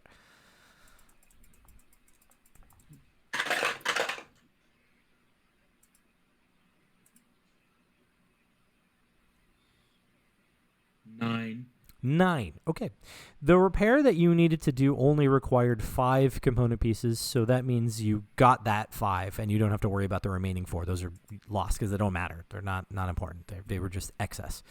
But component pieces usually have to come out of your inventory. You have 2 in your inventory. I mean, you don't have enough for 5, but don't worry about that. Just that's normally what happens. In this case, Carl Jagerson had those component pieces laying around. He had a wagon wheel, he had pins and bobs and things, and so those 5 come from his inventory, from his cart. This is his wagon you're repairing, so you don't have to worry about taking them from your own inventory. But if you were fixing your own armor, or it was your wagon that you were fixing, you would be like, all right, my inventory, I only have 2, so I only put 2 in, which isn't really enough to get us going, but it might be enough to sort of jury rig something for a little while until I can find more pieces. And you would find them by salvaging them from the environment. So you can make a salvage roll to go find more component pieces, and then you would use those to craft things. So, because it only required 5, in 1 hour of work, you're able to completely repair the wagon, because you put 9 in, right? And you only need 5. So, in 1 hour of work, you put the wheel on, you put the pins in, you hammer them down, you do all of the stuff that needs to happen, and you have fixed the Jagerson wagon. At the same time, that's also the amount of time it took for Avery and Emery to get all of the chickens back into the coops. And so it all comes together right at the time that you finish your work. For Finley, you just sat and watched all these guys do things. It was very comical for the beginning, and then it became really boring as they kind of had control over the situation. But you just sat back and saw what they could do. And quite impressively was Haywood rebuilding a wagon wheel that was broken. Something that you know that you can do. You're actually quite good at it, pretty skilled, and you have a bunch of tools for it. But turns out that Haywood is just as good, if not, maybe better. Who knows? You're pretty good at it. Nah. Gotta let the young bucks get some talent. Right? See what they can do. See if they're even worth their weight in water, right? Exactly. But the sun has gone down at this point, so Kalakua Palakiko decides that now that everything's under control, it's probably just best to camp here for the night. There's no point trying to roll through the desert at night with all the stuff going on. So he calls the wagons together, and they round the hand carts and things and make a circle, which, by the way, was really just to keep the animals penned. It wasn't for, safety reasons. They did it to keep the animals from being able to escape. So they do that to keep the chickens and the horses, the donkeys and stuff all in.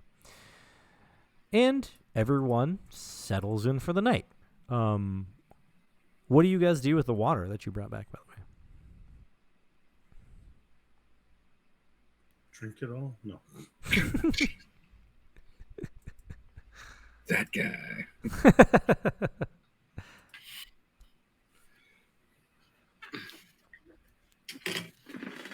Do you take half of it to offer up to the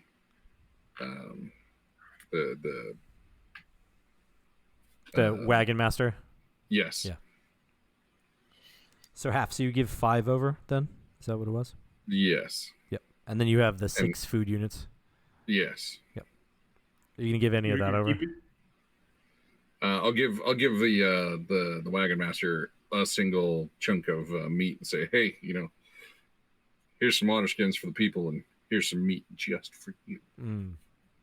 He decides to throw it into the pot for the stew that everyone's making, sort of share it out.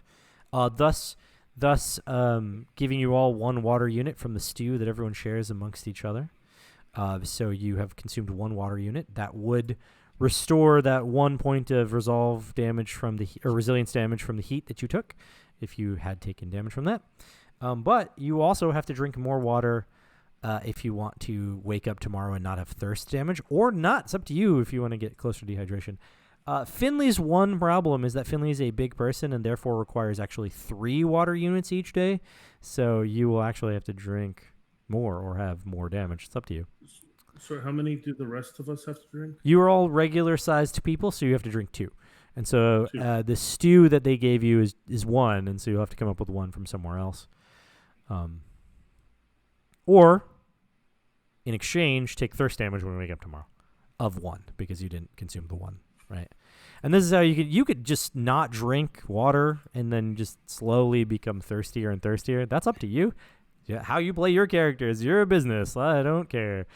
But that is a mechanic where each day you'll take damage if you're not drinking water. And I'm guessing luck can't help me with No, that. luck would not help you with hunger or thirst damage. I'm immortal. Weirdly, if you, as a priest, you're actually not a priest though, right? Primary? No, secondary. Priest secondary, yeah. The priest special ability Caller actually ignores the effects of dehydrating. You are still dehydrating, but you don't have the negative stuff that goes along with that. So as you slowly get more and more dehydrated, you're still like, I'm fine. So you appear immortal as you slowly turn into like a lich or something. Priest minor would be an interesting character. Yes, it would. It would. But everyone settles in for the night. They make the stew. People sort of hang around the fire and tell stories to each other. Kaluko Palakiko, he's telling everyone stories from the Hawaiian Islands, these sort of myths and legends from the Hawaiian Islands. You guys kind of hang out and do the normal stuff that you do, which is what? Why don't you tell me what your characters do now that I'm giving you Nightfall to like do things? Find more water. You want to find more water? I'll let you make a roll. You'll get 1 chance before it's like too dark to find anything. Come back here. And in your case, remember, you have to get under 95 for water. Well, it's a 20-something. I dropped the other die.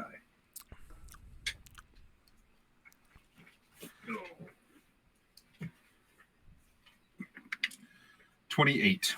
28, so 45, 22. So that is only 2 degrees of success. It's still 4 water units that you find digging around in the dirt. It's enough for a day and and a tiny bit extra. That's what happens when an expert water finder starts digging around in the dirt around the camp. I think Avery will read out of the Holy Book. Read some passages out of to try to bolster their morale. Sure. Pages last long if you don't put holes in them. I'm not burning it. You could Holy burn book. it. It is a thing. All items on top of the stuff that they do are also made of component pieces, just like the crafting stuff. So you could actually take it apart and obtain those component pieces and use them for something later. Or you can use the tool or the items in ways that maybe they're not listed. Like if you wanted to take a book and throw it in a fire or put it in a fire to light it on fire and then kind of use it as an impromptu torch or something. Yeah, absolutely could do stuff like that. That's totally fine. The amount of health it has for that kind of situation would be those component pieces. So a book might burn relatively slowly in comparison to like, a rope or something which has less, or a piece of fabric which has significantly less, right? And that's sort of how that works out. Now, So as long as it doesn't actually decrease its effect, I'm going to light up one of my items, which item are you lighting up? the cheap stogies. Nope. So you -2 from your overall component pieces. That represents the stogie that you light up. So it does decrease its component pieces because you're burning some of it. You know what? I'm going to keep them in case I need them. Sure. I mean, Yeah. it grants you resolve advantage for like 10 hours. You should be fine if you want to smoke it now. Oh. Yeah. You know what? Sure, I'll do that. All right. I'm gonna smoke Yeah, it. I think Haywood would roll some tobacco and smoke that. So Right. that's a one CP. Yeah. And grants it advantage on resolve. Yep. You guys keep doing that, you won't make it to the 60s. Just out of spite, after Finley says that, Emery pulls out his own rolling tobacco and whatnot and rolls him one. All three just smoking your tobacco. Yeah, I was gonna say because I don't think he has any. Let's see. Finley does not have any rolling tobacco or cheap stogies. No. So where do we write this down at? So it says -1 CP. Right. So you would minus it from the total of the CP value next to the item itself. So like the tobacco, right? You'd -1 from that. So you just write it there. Oh, okay, I get it. Yeah. Okay, that's not gold pieces. It's CP. Yeah. CP, component pieces. That's what it stands for. Component pieces. The character sheets and the icon for component pieces don't work out well together. There's some kind of conflict in the coding. So we don't have the icon, the little cogwheel icon that stands for component pieces on the character sheet. But that's what it means. It's component pieces, which is that stuff that everything's made out of. I got 9 tobacco. So you'd minus it by 1, and then you'd have advantage on your resolve rolls. For the two of you smoking tobacco and not a stogie, that's only for like 5 hours, but it's still a decent amount of time. For the stogie, it's 10 hours, so it's like twice as long. You know, a stronger effect on your system. But you're smoking your stogies. Night's wearing on. Kalukuo Palakiko starts telling about the birds, the crows as he refers to them. The birds and the bees. Yes. No, just the birds. He's talking about the weird birds that it's like an urban legend kind of myth thing that they tell kids, like keep them in line. Like if you do bad, them crows will come get you. So the kids know, but it's actually pretty common for the Hawaiian Islands area for that to be a story that's told. As established in this comic book, that is a common tale for the kids in like San Andreas and the Hawaiian Springs area to have heard the story of the crows. And so that's why I'm bringing that up.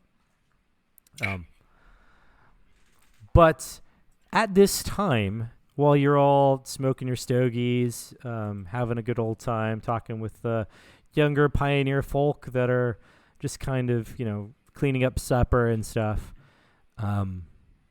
you all hear first some stuff falling to the ground, and then the shouting of Carl Yeager, who is now even more drunk there, Haywood, than he was before. And he shoves Junior to the ground, and he says, "Boy, it was your fault that we ran over that rock anyway."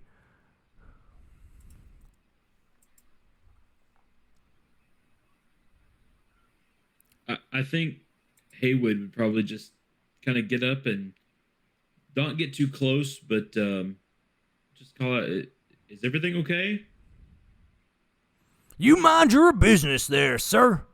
I got no problem with you, but my boy needs to be taught a lesson." And he starts undoing his belt to take it off. Oh, Avery stands up and steps in front of the boy. He said, "You leave the boy alone, or you'll have to answer to me and a higher power." "This ain't none of your business. He's my boy." And at this moment, that he starts saying this, since the two of you, Avery and Haywood, you're standing near this person, you suddenly hear the flapping of wings. For the rest of you, you don't hear the flapping of wings.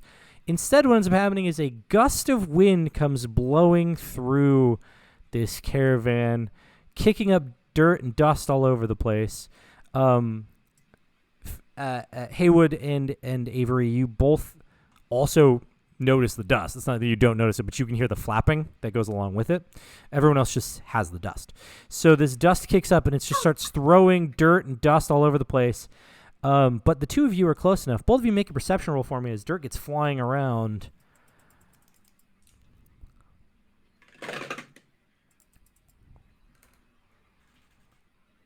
21. What's up? 21. 21? Blackjack. 21 for you is 2 degrees of success, I believe. 2 degrees. Yep. Yeah. Cool. Just trying to check. 2 degrees. I got 16, and I have +5 to the instinct. So yeah, For perception, so 2 right? degrees. Yeah, perception 2 So degrees. that would be 45, right? And so you got, how much did you get? 16. 16. Okay. Yeah, that's 2 degrees of success. So both of you see in this cloud of dirt and dust and things being kicked up, you can see the boy still on the ground. You can see his father standing over him, belt up above his head. But you also see 2 black talons grab the man by the shoulders, and start to lift him off the ground. He screams and hollers in pain, and everyone can hear that. What do you guys want to do about this situation? They're very big talons.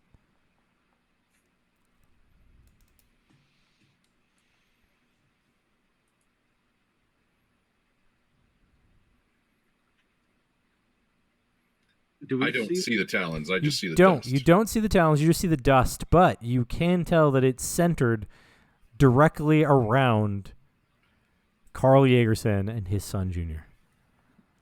And starting to hear some screaming. You start hearing some screaming. For me, My old bones go running in. Okay. like wind twister, doesn't it? Yep. It's a wind twistery thing. Yeah. I get out think- my rope. Actually, Haywood. I'm sorry, Haywood. I forgot that you have another special ability that comes into play right now. Dun, dun, dun. Just before the claws come out of this dust, you become aware of the fact that there's something coming toward you. You heard the flapping, but you become aware that there's a creature on its way. You can't be surprised by cursed creatures when they creep up on you. So you're now suddenly aware, and at that same time, claws, talons. So that's something.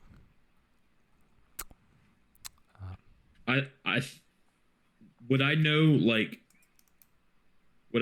would pulling my peacemaker be like a good thing for me to do? Would that be helpful? Or Sure. like would I know that? Sure. Yeah. I Pulling. think- So here's the question that you know as a cursed chaser. You know that cursed objects have power. You know that when people gain those cursed objects, like you do, because you have one yourself, that it corrupts them. And if they can't control the corruption, they become a monster. And those monsters are the cursed creatures. So the cursed creature and the cursed object are related. The only solution is to either try to convince a cursed creature to stop being a cursed creature and turn back into their human form, like you have, or kill them. Those are your two options, because they will do whatever they're going to do. And in this case, it seems like they're about to drag this guy off into nowhere's land and probably tear him to pieces. Well, as it looks, Haywood isn't too good in the talking department. He don't do a whole lot of talking. Yeah. So he's just gonna slip his pistol and fire off. Okay. So then we will go into combat then, as that seems like what at least Haywood is doing. So the rest of you will have to at least, at the bare minimum, deal with the breakdown of actions in sequences because we're now in a combat round. So the order again is Emery, Avery, Haywood, Finley, and then I've got to check the creatures real fast. I believe they fit somewhere in there. I think they're 9/4, but I'll double check real fast. The creature itself is a crow. Gave that away. I should not have been talking. All right. Initiative 8-3. 8-3. Okay.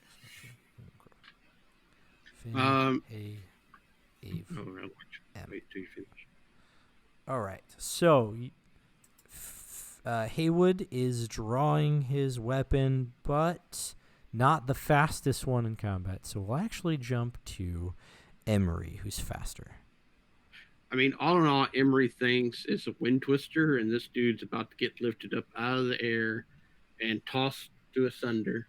Mm-hmm. So he's grabbing out his rope, and he's going to lasso the puppy. Okay. Man him. So you're going to grab your rope. That's one action.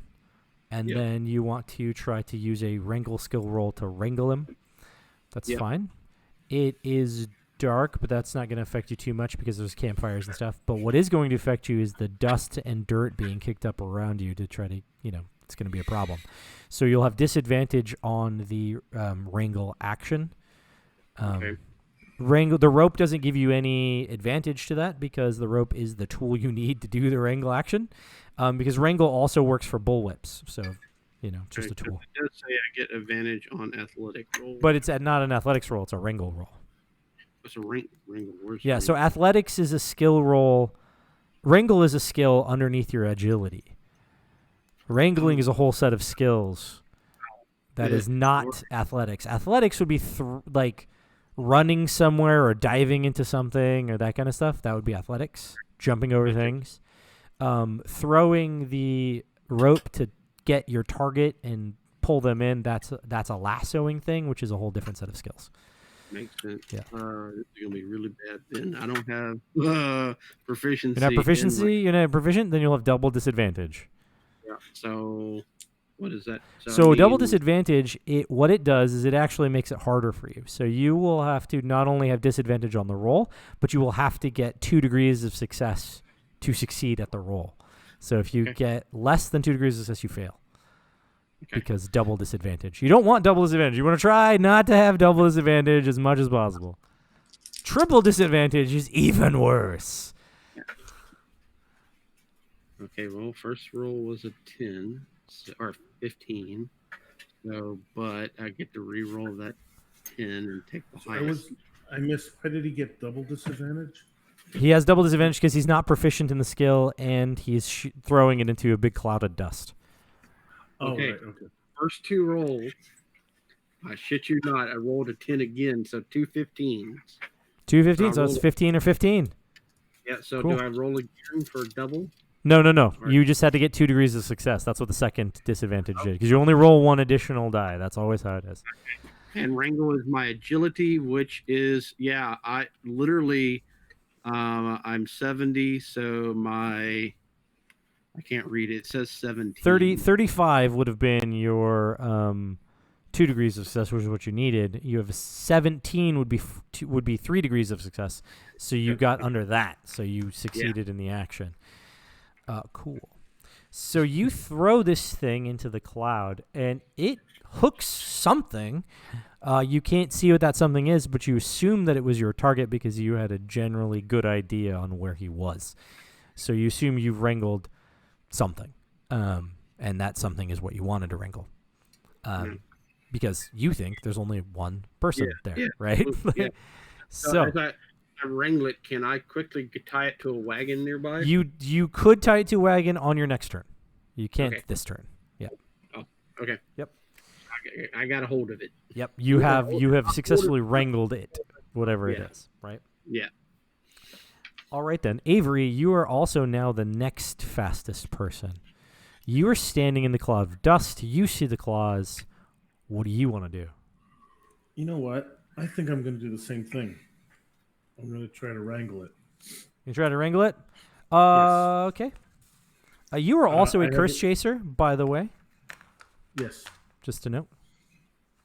So I have a rope as well. Okay.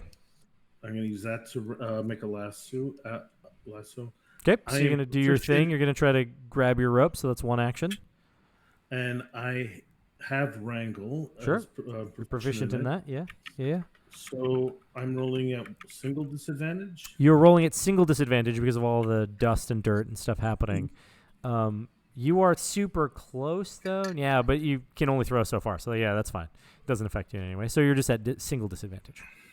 Okay.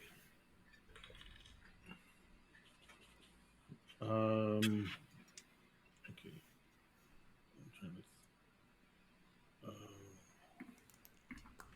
I'm trying to remember the deck because I rolled 3d10s. So it was a 3d10s? Yeah, so I got a 9. I'm trying to a 10. So Which is which the one one is that- your ones die? That's the thing to first figure out. Well, the way I do it is 10s, 1s, and then extra. Okay, then yeah. So 10s, Yeah, 1s, and the, extra. Digital roller. Okay, so I got a 9 and a 10 on the first two. So that would be That would be a 90. 91. 91. Well, no, if it's a 10, it's a 90. 90. Right, a 10 is a 0. Yeah. Yeah. So that's just a 0. So If that's it's a your 90. So second that's digit. yeah. 90. But okay, that doesn't matter what I roll on the second one because it would have been a 30, which would have been nice. But Yep. no. So I got a 90 90. is what you get. So you all of this dust and dirt and stuff throw up in your face. You can't throw it well enough. Like you just miss, right? It just goes off into the wind. Maybe it blows backwards because of all of this dust and dirt and things that are being blown around by the flapping wings of the thing that you can hear. But that would be your turn. So now we go to Haywood, who is drawing his weapon. So you don't have to take an action, a complex action to draw your weapon because you already indicated that's what you were doing and that's what started this fight. So you have drawn your weapon. What do you want to do with it? I'm going to just aim Okay. us up above Carl Mhm. and fire off a shot. All right. So since I'm aiming and it's disadvantage because of the thing, so it's just a normal roll, right? Yes, that would be the case. But before you do that, there's other factors at play. You are using a Peacemaker, which is it's a handgun. You are at close range. So what that does is that gives you advantage on your shot because you're so close. This is the ranges do affect things, and I didn't play with them during the wolf thing, as we were just trying to get the basics down. Range will affect this. You will have advantage for being so close, and you will increase your damage code by 1, but we'll deal with that if you actually hit. So I yes, do actually have advantage. you do have advantage because you're so close to the target.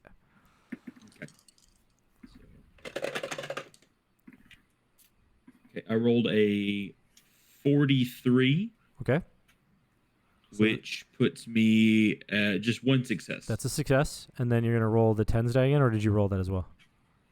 I already rerolled. Okay. That's with Okay, the advantage. so 40, that's a success. All right, the creature is dragging somebody up, but will try to dodge. That's actually probably a success. Nope, it is a failure. So that... Wait, no, wait, sorry, hold on. Dodge. Yeah, that's a success. That is only 1 degree of success, however. So, we have a degree of success on dodge and a degree of success on the attack. Normally, if it's not a cursed creature, the ties would go to the player. But this is a cursed creature. So the ties go to the cursed creature because they are basically badasses, right? So the tie here would mean that you actually miss in the hecticness of what happened. Cool. So your shot goes wild as this thing, jukes and jives and is dragging somebody with him. And now we go to Finley.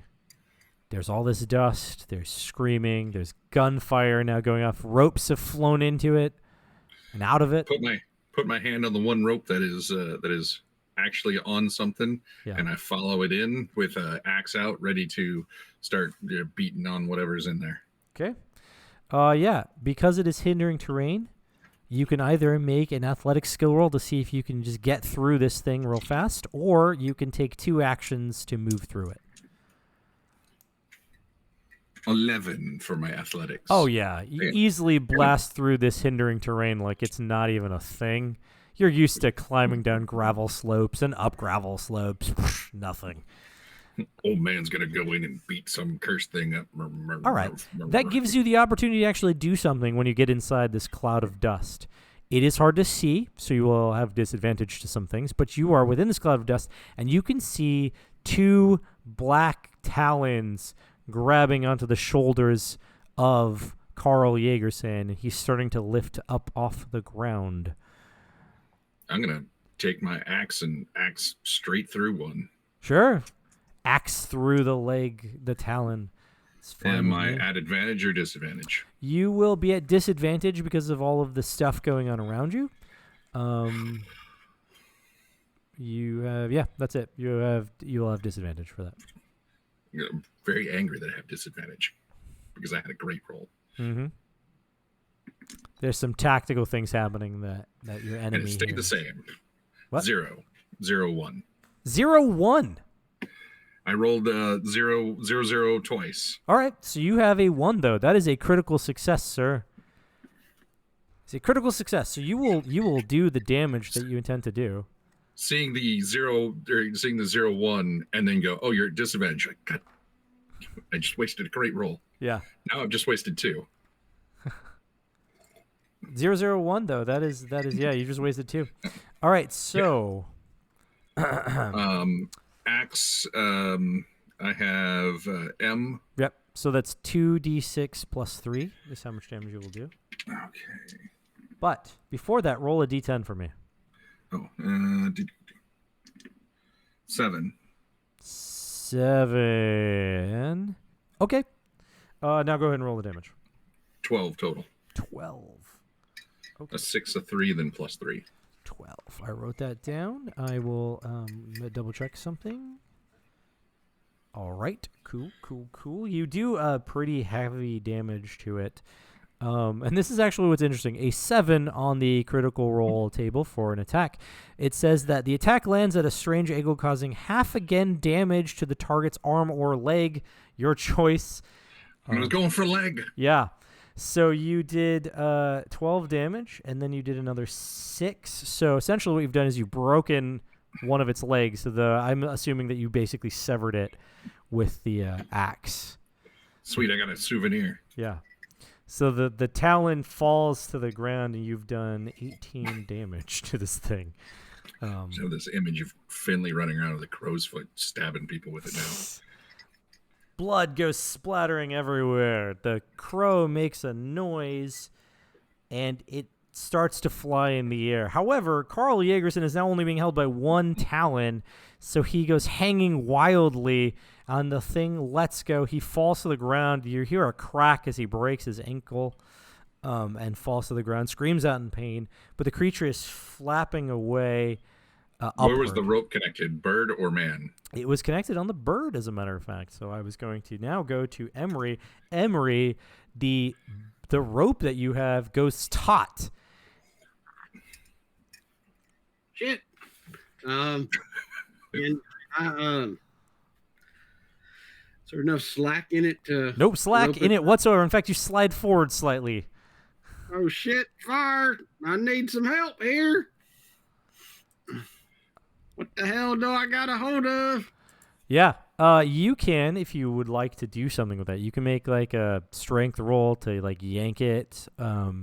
You could do another wrangle roll to see if you can like loop it up more and tie it down or something. That's something you can try to do. You could try to move and drag it with you. Like these are actions you can take on your turn. Okay. Get closer to the wrangler, the person with the wrangle skill. Yeah. Yeah. I definitely go ahead and try to do that. So the athletics that I roll. Okay. Try to maneuver. You're gonna try to like back up and drag it with you. Yeah, that's fine with me. I can accept that. So I get advantage on that. So, yeah. That was because of your what is it, boots or something? Yeah, the provision. Oh, the rope. Right, the rope gives you advantage. Yeah. That's fair. Holy crap! I'm glad I have advantage on that because that was a horrid roll. Will tell you after hopefully I roll a lot better than that first roll. Yes, I did. Thank God. That first roll I rolled a 99, but due to the advantage, I rolled 29. 25. Okay. Is that 2 degrees of success for you? Is it 1? 9 points off. I've got a 40 strength. Okay. So what was it again? What did you get? 29? I rolled 29. Yeah, okay. That's fine. So it's just a success. 20. So, The thing that you have wrangled will oppose you. It only has a strength of 20, though, so, we'll see what happens. 63 is not good enough to oppose, so you pull it, moving it one distance forward, essentially, or toward you, out of the cloud, right, that it's creating. You pull it forward, sort of yanking it in the sky.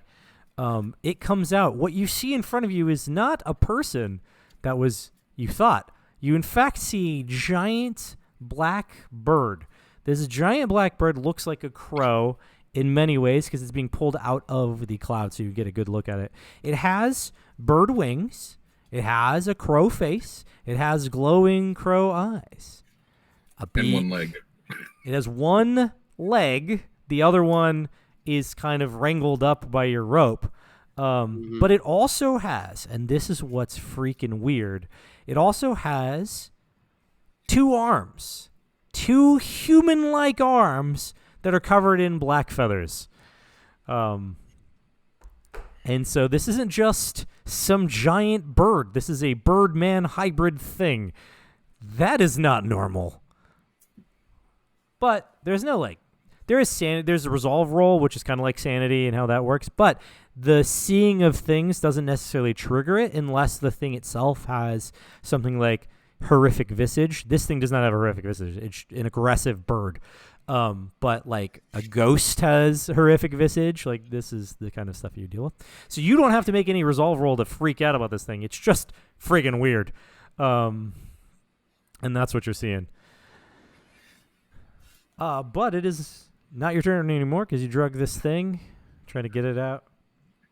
It is Avery's turn. Avery, the bird thing that was directly above your head, its leg was cut off. Carl Jagerson has fallen in front of you, and then the bird got yanked out of the cloud that it was creating itself. So think like, have you ever seen like a bird on the end of like a trap or a rope or something? It's like flapping wildly as it's trying to get away. That's kind of what's happening right now. Yeah, flapping all over the place. Yeah, it's like, yeah. And that's what's happening around you. You now can more clearly see this bird thing, and you notice that it has 2 arms. Triggers your curse chaser sense, by the way. Bring it down. So, Paul, what do you want to do? Well, since I have the rope out still, Yeah, you threw it, but it missed. to pull out the gun, is that a free action or is that So that's actually a thing. You can use an action to draw it without any kind of roll or anything, and that would be the action of drawing, and that would be one action, and you still have another complex action. Or you can attempt a quick draw. And what a quick draw is you will make a palming skill roll. If you get 2 degrees of success, then you will succeed in quick drawing the weapon, which means you can also attack with it. And you will have a free action, or you still have a complex action to do. So it essentially turns drawing into a free action. Okay. You don't have a quick draw holster, which decreases the success requirement. You don't have the ability called Fastest Hands in the West, which decreases that. But so it would be a great success or better that you would need to make it a free action. But some, like Outlaws, can decrease that, so they just have to get a success. And a quick draw holster also decreases that. So if you were an Outlaw with a quick draw holster, you'd be like, all I gotta do is draw my gun, and then like it's a free action, right? And that's how you would do it, essentially. And a failure just means that it takes the action, so you don't get that. You don't get the extra complex action, essentially. So it makes sense that I should try it. Try it, yeah. Like, see what happens. Like if you succeed, you draw. If you don't, whatever. You just that was your action, and then you have another one. Okay. I'm proficient in palming, so that's always good. That's good. Yeah. All right, so I'm going to attempt to quick draw my gun, and I got a 12. No, sorry. I'm trying. It totals it up, but I got a 2 and a 10, so that's 20, 20. Okay. right? Yep. Yeah. So 20, 20 which is would still below be 2 2 degrees of success. That Yes. does it. You quick draw your weapon. You have a quick draw your peacemaker. So you now get 2 complex actions. Well, one it will be to aim. Yep, sure. The other one be to fire. Fire. Cool. All right. And You there's are no no longer advantage. disadvantaged because your friend over there pulled him forward, thus, the flapping wings are happening, but the dust itself is not being kicked around as much anymore because it's now out of control and it's not doing its cool flappy make dust thing. Flappy make all dust. right. So just a straight up roll. Yeah, that'd be a and- straight up roll. Well, with advantage because of the aiming that you had. Oh, advantage. That's good Did you because see close I got range? an 80. Oh, you are. Well- No, he would be short range now. Still have advantage though. That's right. So you'd have 2 advantage. So that increases your threshold to 65. That's fine. So from an 80, Mm-hmm. rolled advantage, Mm-hmm. I get 10. 10. Okay, yeah. It didn't matter that you upped your threshold, but that's cool. It does sometimes matter. You're like, oh, I got a 62. Oh, wait, that's still a success. But anyway, 10. That is that's 3 degrees of 3. success. All right. So the bird thing is going to try to dodge as it's going wildly, but it is going to have disadvantage because of all of the stuff happening, and it's already dodged a thing. 33 is a success, but you had 3 degrees of success, so that is not a tie. You beat it. So you will do your 1d6 plus 3 damage, unless you want to use some luck, my friend. Oh, I feel lucky. So Yeah. I am going to use. I can only use 1 point. You can Or- exchange as many luck points as you want to increase your damage code as much as you want, essentially. It's just a 1-to-1 ratio. Right. Okay. So right now, without spending it, I do. Was it D6 Yeah, 1d6 plus 3. plus? Sorry. 1d6 plus 3. Yeah. Right.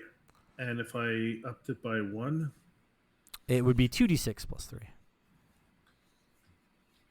hmm. If you upped And it then by the next- 2, it becomes 1d8 plus 7. If you upped it by 3, it would be 2d8 plus 7. Okay. And the next one is a D10 1d10 plus 11. plus 11, and then 2D10. Plus 11, yeah. Yes, You get the theme here. Ooh, yeah. And then after that, it just starts back over on the scale. So then it becomes 2d10 plus 11 plus 1d4. And then 2d10 plus 11 plus 2d4. And then 1d10 plus, or 2d10 plus 11 plus 1d6 plus 3. Here I'm going with this. Yeah. Ooh, should I spend 5 points to go 2D10 plus 11? You know what? Why not? I'm going to spend 5 points. It is called ruinous damage for a reason. Okay, you spend 5 luck. Mine is called Death Dealer. Yeah, with your special ability. No, the damage at 2d10 plus 11 is called ruinous damage. Oh, it's called Ruinous. Yeah. Okay, so I spend 5 points. That'll Okay. upgrade it to 2D10 plus 11. All right.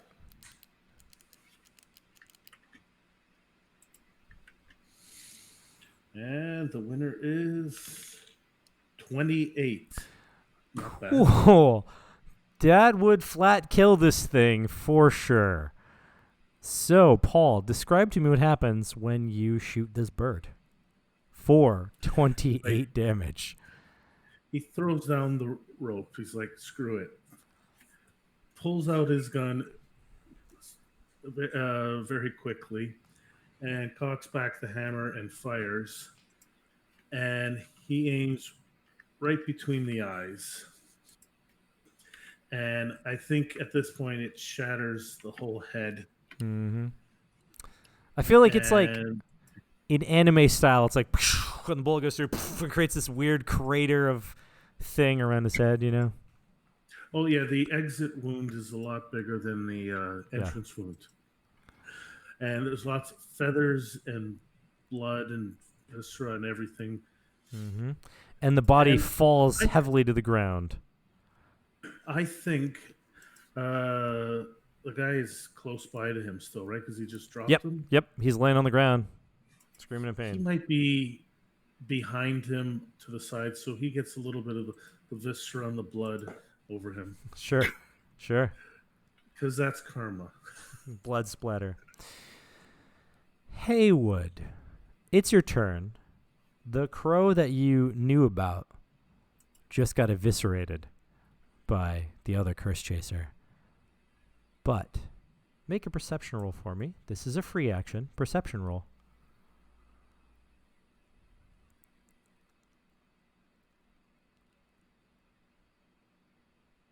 95.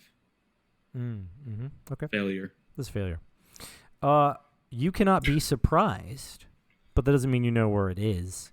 There's another one close by. It's one in the area. You're oblivious to where it is. Yeah, you just don't know where it's at right at the moment, but it is coming. And so when it does show up, you won't be surprised by it, right? Whereas it might surprise other people. So you're just like, there you are. You darn cursed creature, you. Cool.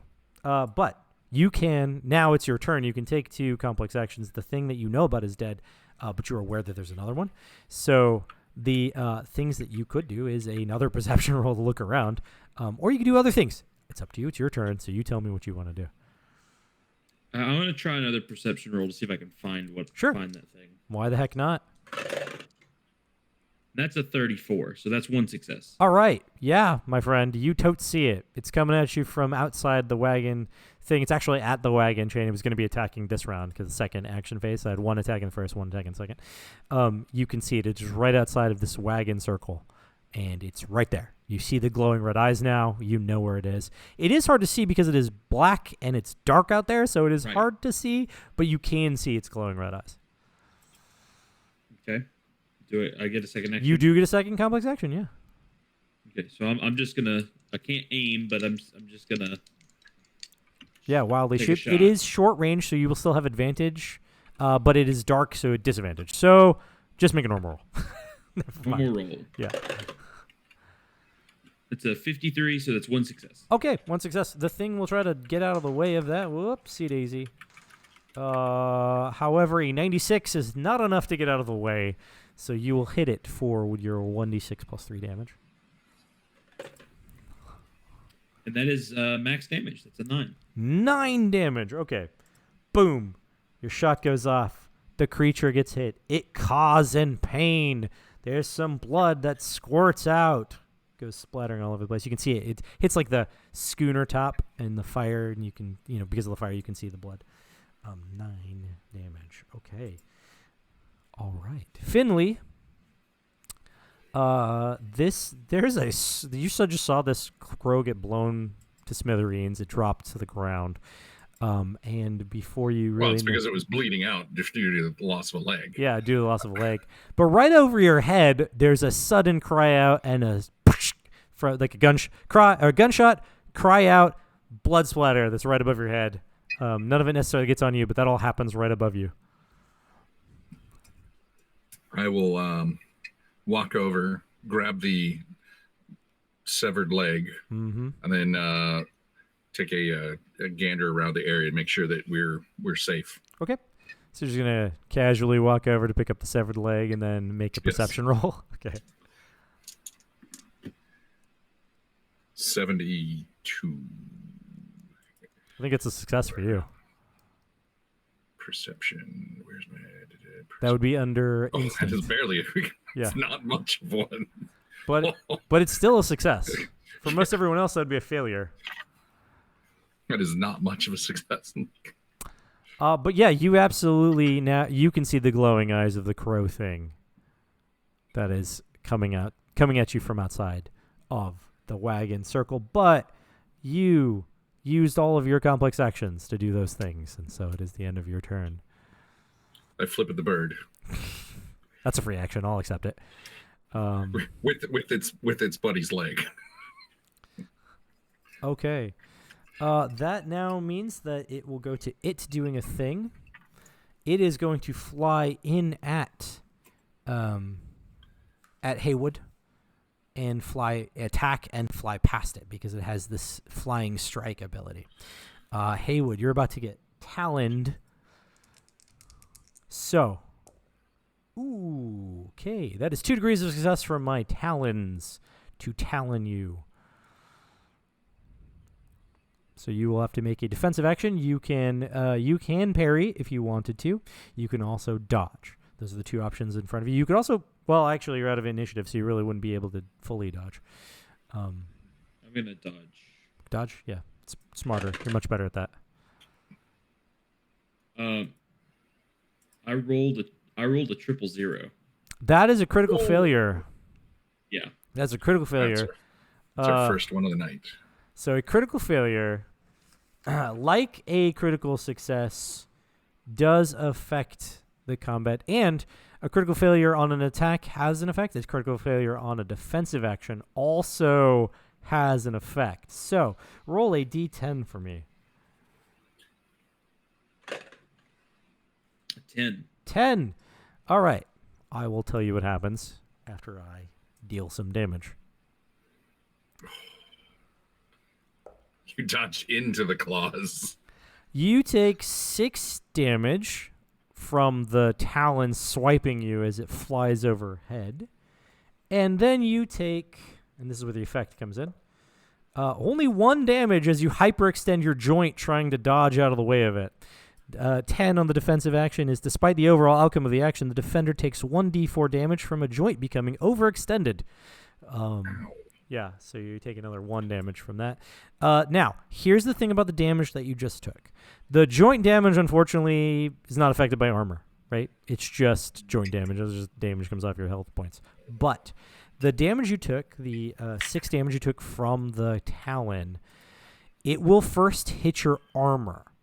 Your armor is a number, and I believe that your armor is 6 or 7. Which 6. Is 6. All right. 6. So it works essentially as extra health points. It lowers each armor point will lower down by the damage that it soaks. So 6 will reduce your armor down to 0, thus being damaged to the point where it's not helping you at all. But you can use a crafting skill roll to repair it. Probably something you want to do after combat, but it can still happen in combat, just a little bit less effective in combat than it is outside of combat. But the armor took all of that, and you took none of it. It didn't hit any of your HP because there was no rollover from there. So you only took the 1 damage from the extended joint, but your armor is shredded, and that's the effect that happens. So it shreds your armor. It's like your what do you have? You have tin bullet mail, I think, something like that. Yeah. So the links are all delinked from the claw slashing through it, right? So they're all just kind of hanging loose bits of metal hanging off your body. Cool. And that is its action. Minusing 5 from everyone's initiative. Only Emery remains with initiative. Emery, you're the only one with initiative left. You have the bird, by the way, as I said, so it hits you and then it continues flying by. It is now short range from you. So it is not right on top of you. I don't have a second one. You don't. You had a second one. This is actually the 3rd action phase. Oh, I already had. You threw the rope. Oh, that was 1. Right. Yeah. You drew your gun and shot. That was 2. And now we're in the 3rd action phase, and only Emery gets to take actions. He's the only one. So the bird I had fell. Yes. So I'm going to drop the rope. Yep. And do I see the other bird? The other bird is now flown into the campfire light, so you can now see the other bird as it's rushing toward what appears to be you, probably because you just had its friend all hooked up. Yep.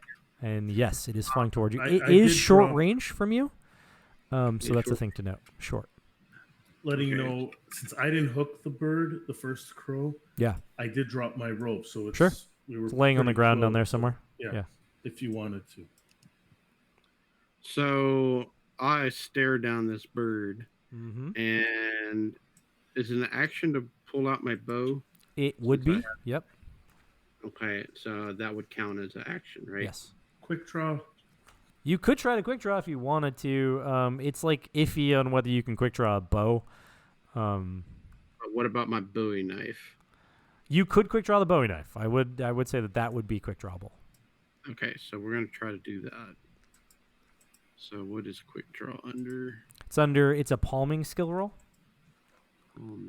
Okay, I don't have proficiency in it. All right, so you'd have it at a disadvantage. I got a what now? You'd have it at disadvantage then because you're not proficient in it. Palming is useful for drawing weapons like this. It's also useful for like palming cards when you're trying to cheat at a card game. It is also good for stealing stuff from people. It's also good for hiding things when you're trying to like smuggle things and stuff. Yeah. So these are the 4 things that palming is useful for. So my first roll was really good. My second roll, still, it was worse because it was disadvantage, but it was still better. It was 43, and I got a 70 agility. Okay, that's still a success, my friend. That's a success, but it's not 2 degrees of success. So you don't quick draw it. Not quite there. So a quick draw, and then can I? You can do one thing. Yeah, you can do one thing. You can throw it. You could throw it if you wanted to. I have Deadeye. Oh, Deadeye is actually something else. Deadeye is a thing that you do where you actually glare the target down, and it makes a resolve roll to see if you freaked it the hell out with your Deadeye stare. That's what that is. Ooh, okay. Yeah. Okay. Did you want to try that? Do you want to do a Deadeye stare, or do you want to throw your knife? Probably I'm gonna throw my throw your knife. You could still do the Deadeye stare later, right? Yeah. Yeah. Now, can I use my headshot though? Because it says advantage on called. Yeah. Shot. So let me double check. I don't think you. I think it actually in the more expanded rules on how that works is it says like with like ranged attacks with like bows and stuff. Let me double check.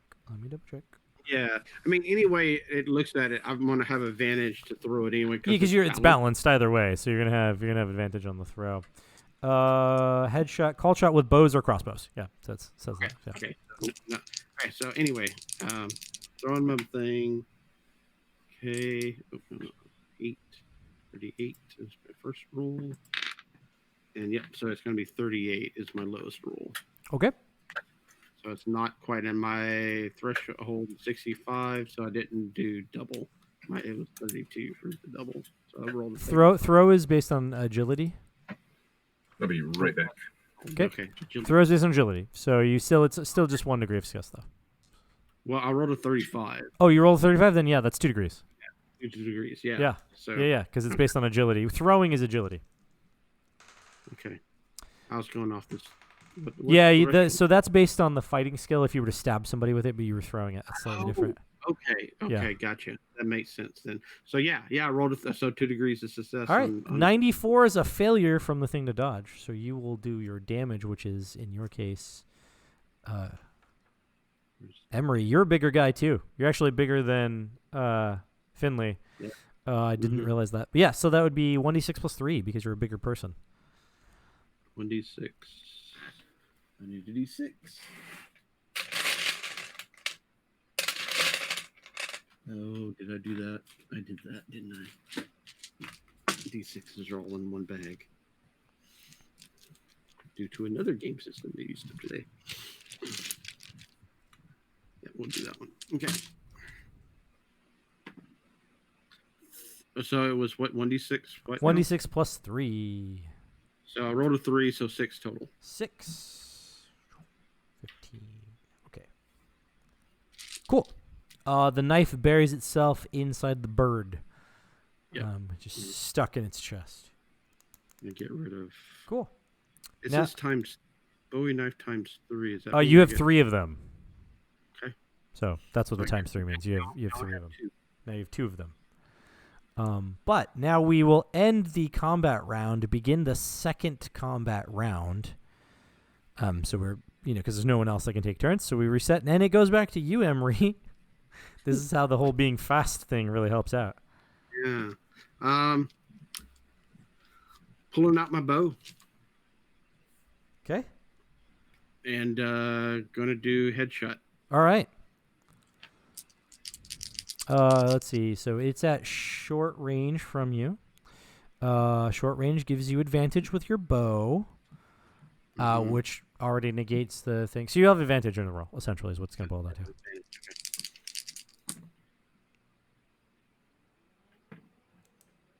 Okay, so, 63. 63, that's a success.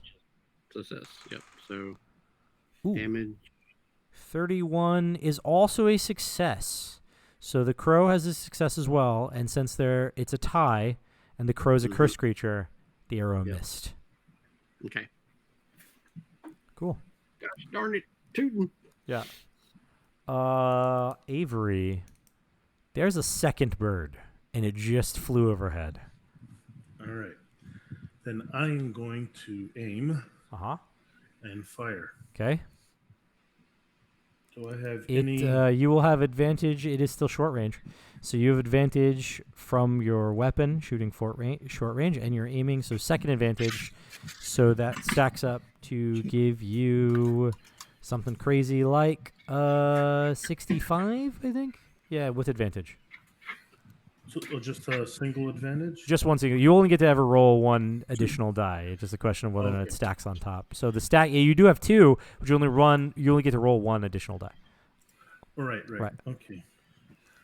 But you said instead of 60, I have 65 is what it becomes now for your shot. All right. So I have 37. Okay. But is that enough? That's only one degree of success. Yeah, not enough for the second. Okay. All right. So the creature has disadvantage because it just dodged a thing. So it was 73 or 73. So I think I'll take 73, which is a failure to dodge. So you will do your damage. Now, are you doing 1d6 plus 3, or are you going to spend more luck points? You know what? I think I have to.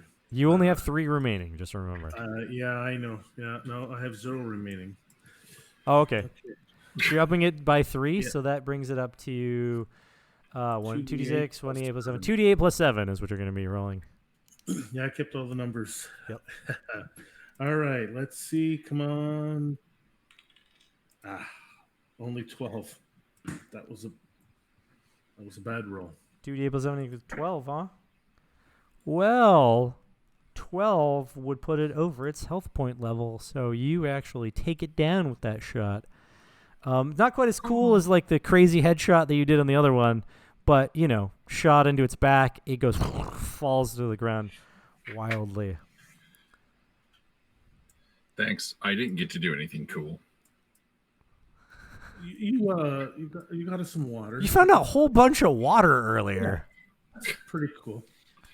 Yeah, so I didn't do anything cool. I think like right at that same time, Haywood would like fire off another shot, and it would like hit it like right after Avery's did. Yeah. And then he would like try to argue that he's the one that shot it. Awesome. Seems reasonable. I think Emery's going to go retrieve his Bowie knife. Yes. So, retrieving your Bowie knife is easy enough. It's not a thing you have to do any kind of special things where you can get your Bowie knife back out of it.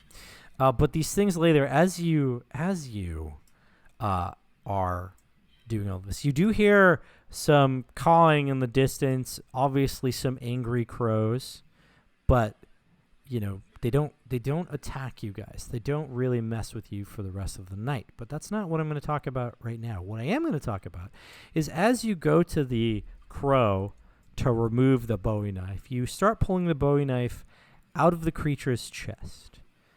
Now, I can handle this the way that Felipe says I should handle this, which is the creator of the comic book. So I could follow his way.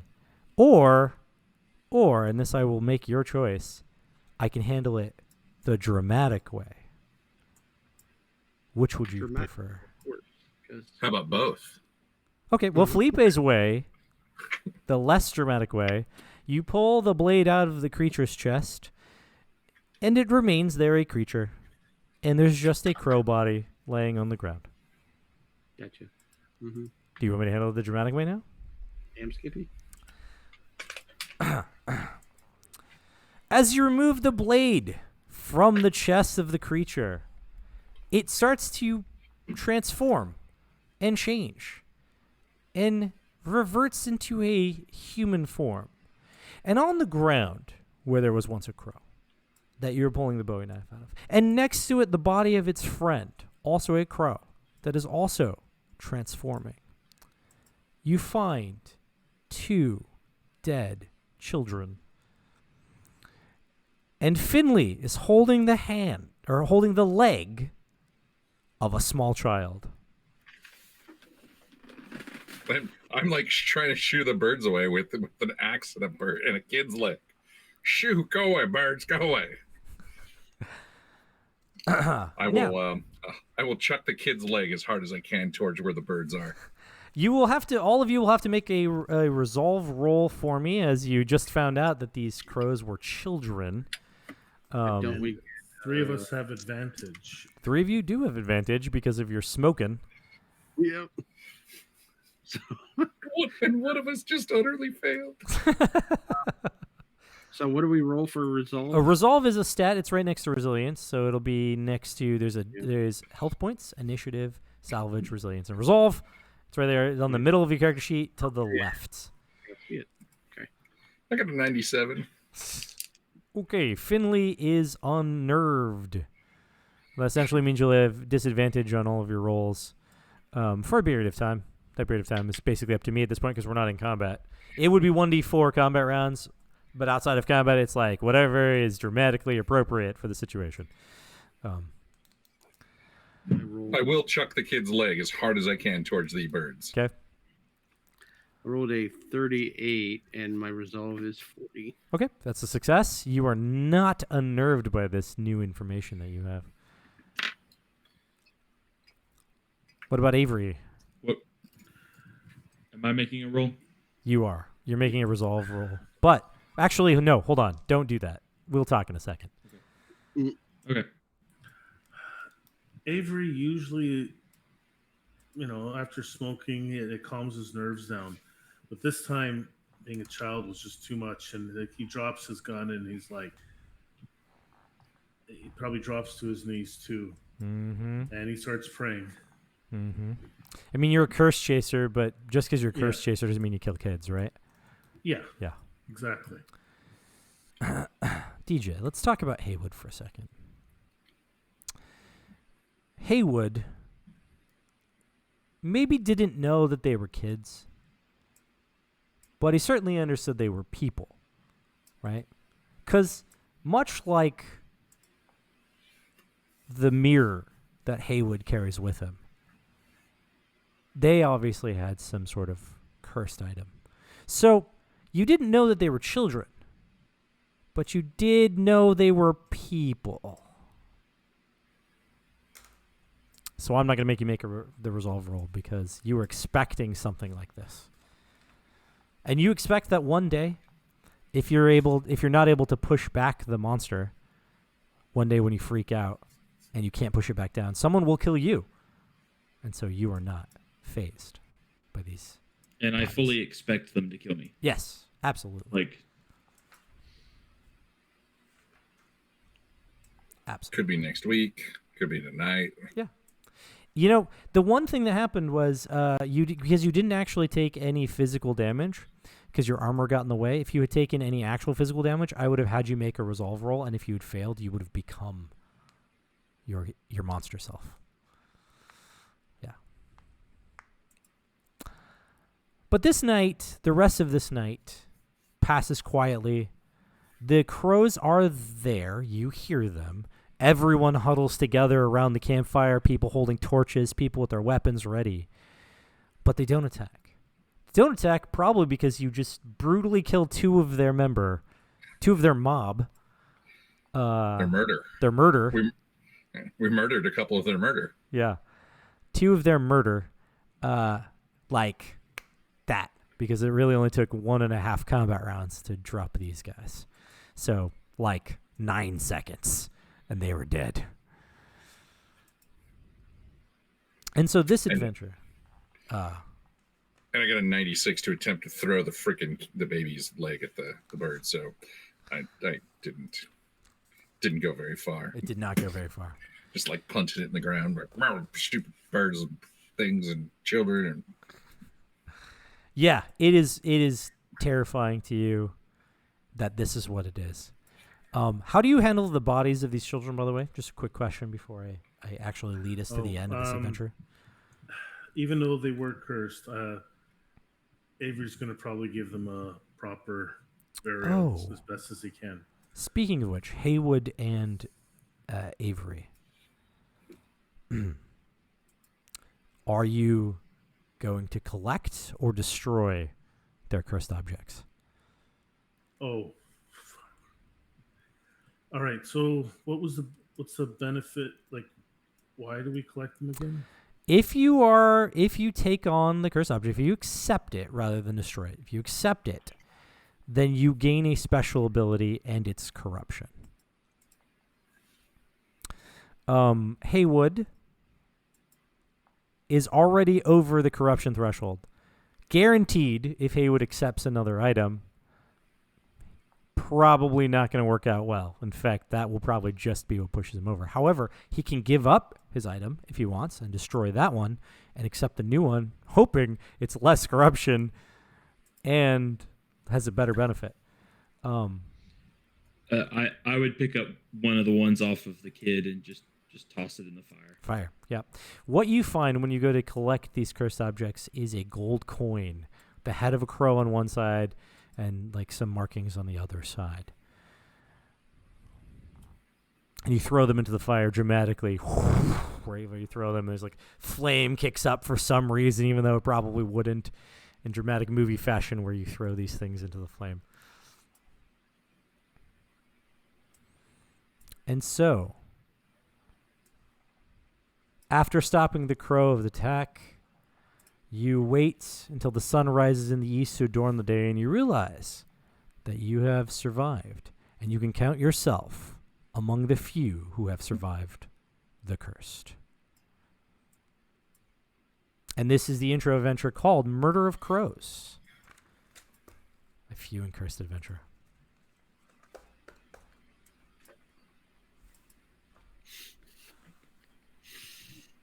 I enjoyed that. Yeah. Very Awesome. enjoyable. But yeah, this is this adventure is an intro adventure. It's written for beginner players to teach them all of the aspects of the game. You know, got some salvaging that happens, some like a basic combat, and then it starts getting into social interactions, crafting things, that kind of stuff, until the climax, which is encounter the crows of Mana Olana. Actually, I'm a little curious. Yes. What if DJ did take that? What if Haywood did take one, not just replace, take one? If he had taken the coin, he would have transformed into his monstrous version. Now, there are two ways to do a monstrous version. There's the player and the game master, the trail master, come up with what the monster version of the character looks like way in advance. So, like, when you first make your character, you're like, I think this is the kind of monster I want to become, and we just sort of work out the stats for that and the special abilities you'd gain from that monster. And so you always have it sort of residing in the back of the mind of the character until eventually they get corrupted and become the monster. Or, depending on the situation, perhaps the cursed object that they obtain that pushes them over that threshold has a cooler monster effect than the one that they had previously thought. And they're like, you know what, actually, instead of becoming a snake thing, I actually want to become this banshee woman thing that, like, the banshee version of my character that does all these other cool things. I think I will take that monster. And so that's what would happen. So it would push him over, though. He's already over his corruption, so he already has a monster version that he's pushing back all the time. So taking another one would just immediately make it the case, and he would just be the monster, and there would be no way of coming back from that. He would just be playing the monster character. Can you palm a cursed item off of somebody to pull them back out of No, technically, by picking up the cursed items that they had to throw them into the flame, they accepted them. So by taking them, you accept them. But there's some leeway. We had this discussion because Felipe was like, any time they decide that they're going to take it on, they automatically get corrupted by it. But I was like, but Felipe, in Shadow Nation, the main character carries a cursed object through the entire storyline and is never corrupted by it. And he was like, well, it was in her bag. And I'm like, and that's what I'm saying. So there is some way to accept the objects without actually accepting them. Yeah, you need to actually like physically touch it. Yeah, you need to touch it, and accept it for a while. be aware of it, sort of in that weird attune kind of thing to it to really accept it. Wrap the bandana around it. Yeah, exactly. You could have I'm gonna use my hat to carry it over to the fire and then like flip it in, that kind of thing. Yeah. Avery has gloves, so something like that. Something like that. He's protecting himself all the time from these items. Yeah, I think of it a little bit more like the attunement aspect of like an item. right? Mhm.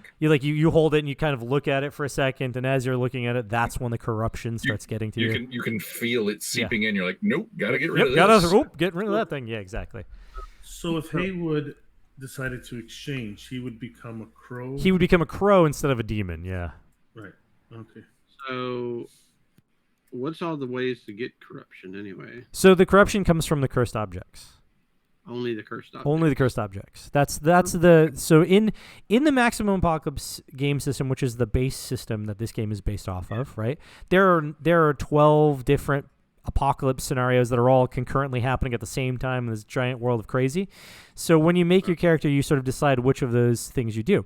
In this game, there's only one apocalypse. It's the curse, right? Okay. And so the curse is effectively the same as one of the other apocalypses. So you can just be like, I'm going to use this apocalypse as part of this campaign we're running. So then you would slot it in as another apocalypse. But in this one, you have those survivor focuses, which work the same way, where you get bonuses and stuff.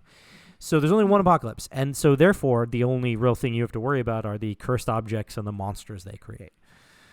Is there a way to remove cursed points? Yes. The way to remove corruption is to give up the cursed object. So the cursed object grants you the special ability. So DJ basically doesn't really die. When he dies, he becomes the demon, right? So that's what happens. He's effectively immortal. That's the special ability he gets from his mirror of evilness. So basically, Avery, he chooses not to be corrupted. Correct.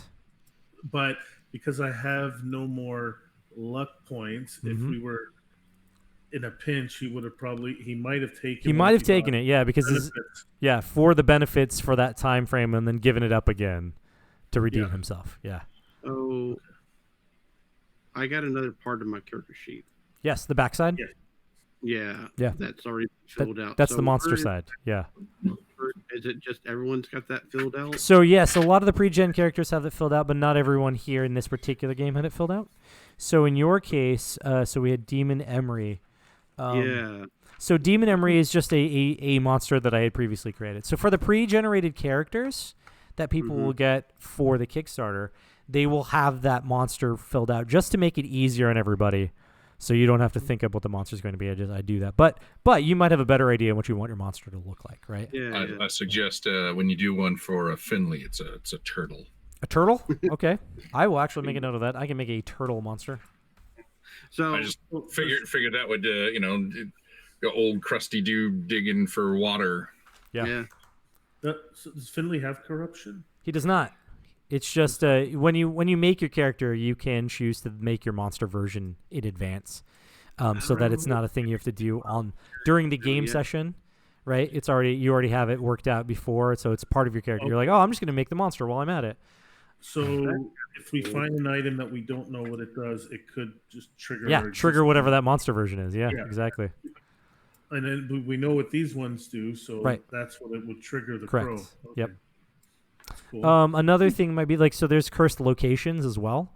So cursed locations are more than cursed objects. There's things like the Hangman's Tree, which is a cursed location. There's a haunted house or something that's essentially a cursed location. And when you go to a cursed location, according to Felipe in the comic book series, a cursed location has the same corrupting effect as an item. But the difference is there's usually a trigger for that. So the Hangman's Tree, the corruption is seeping through into you, but until you die, it doesn't actually hit you. But if you die in the presence of the tree, you then return to life as a zombie. And so that's a thing. But you have the monster zombie version in the background. So as long as the tree still exists, no matter where you are in proximity to it, you are still die and come back as a zombie. And then eventually turn back into your human form after a certain number of turns, and then you're back to being normal. Or when you make the resolve roll to turn back into normal, and then you still have the zombie version hanging out in the background. If you've seen the show Grimm, and he's got the weird third season or whatever, where he's got the weird magic powers that turn him into weird things. It's kind of like that. Assume you're always kind of partially a monster. Have you ever seen the anime Ranma 1/2? Yes, exactly like that. Yes, so you have to have cursed pools in there somewhere, seeing how water is like super rare. Mm-hmm. And then, so if you have these cursed pools, it'll be even more entertaining that, people trying to figure out how to cleanse them, but also getting cursed at the same time. Yep. Sweet. May or may not be like my favorite anime. Okay. Yeah. I will Don't take know note why. of that. Maybe we'll come up with a Ranma 1/2 style adventure for Few and Cursed.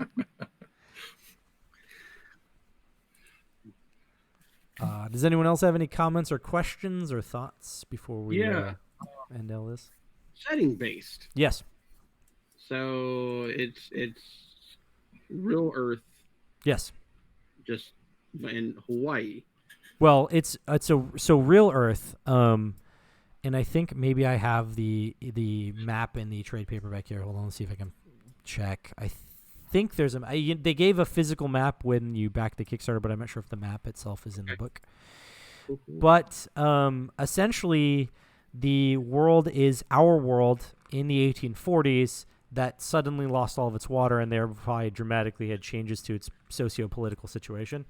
The U.S. government no longer exists, but the U.S. mail service still exists.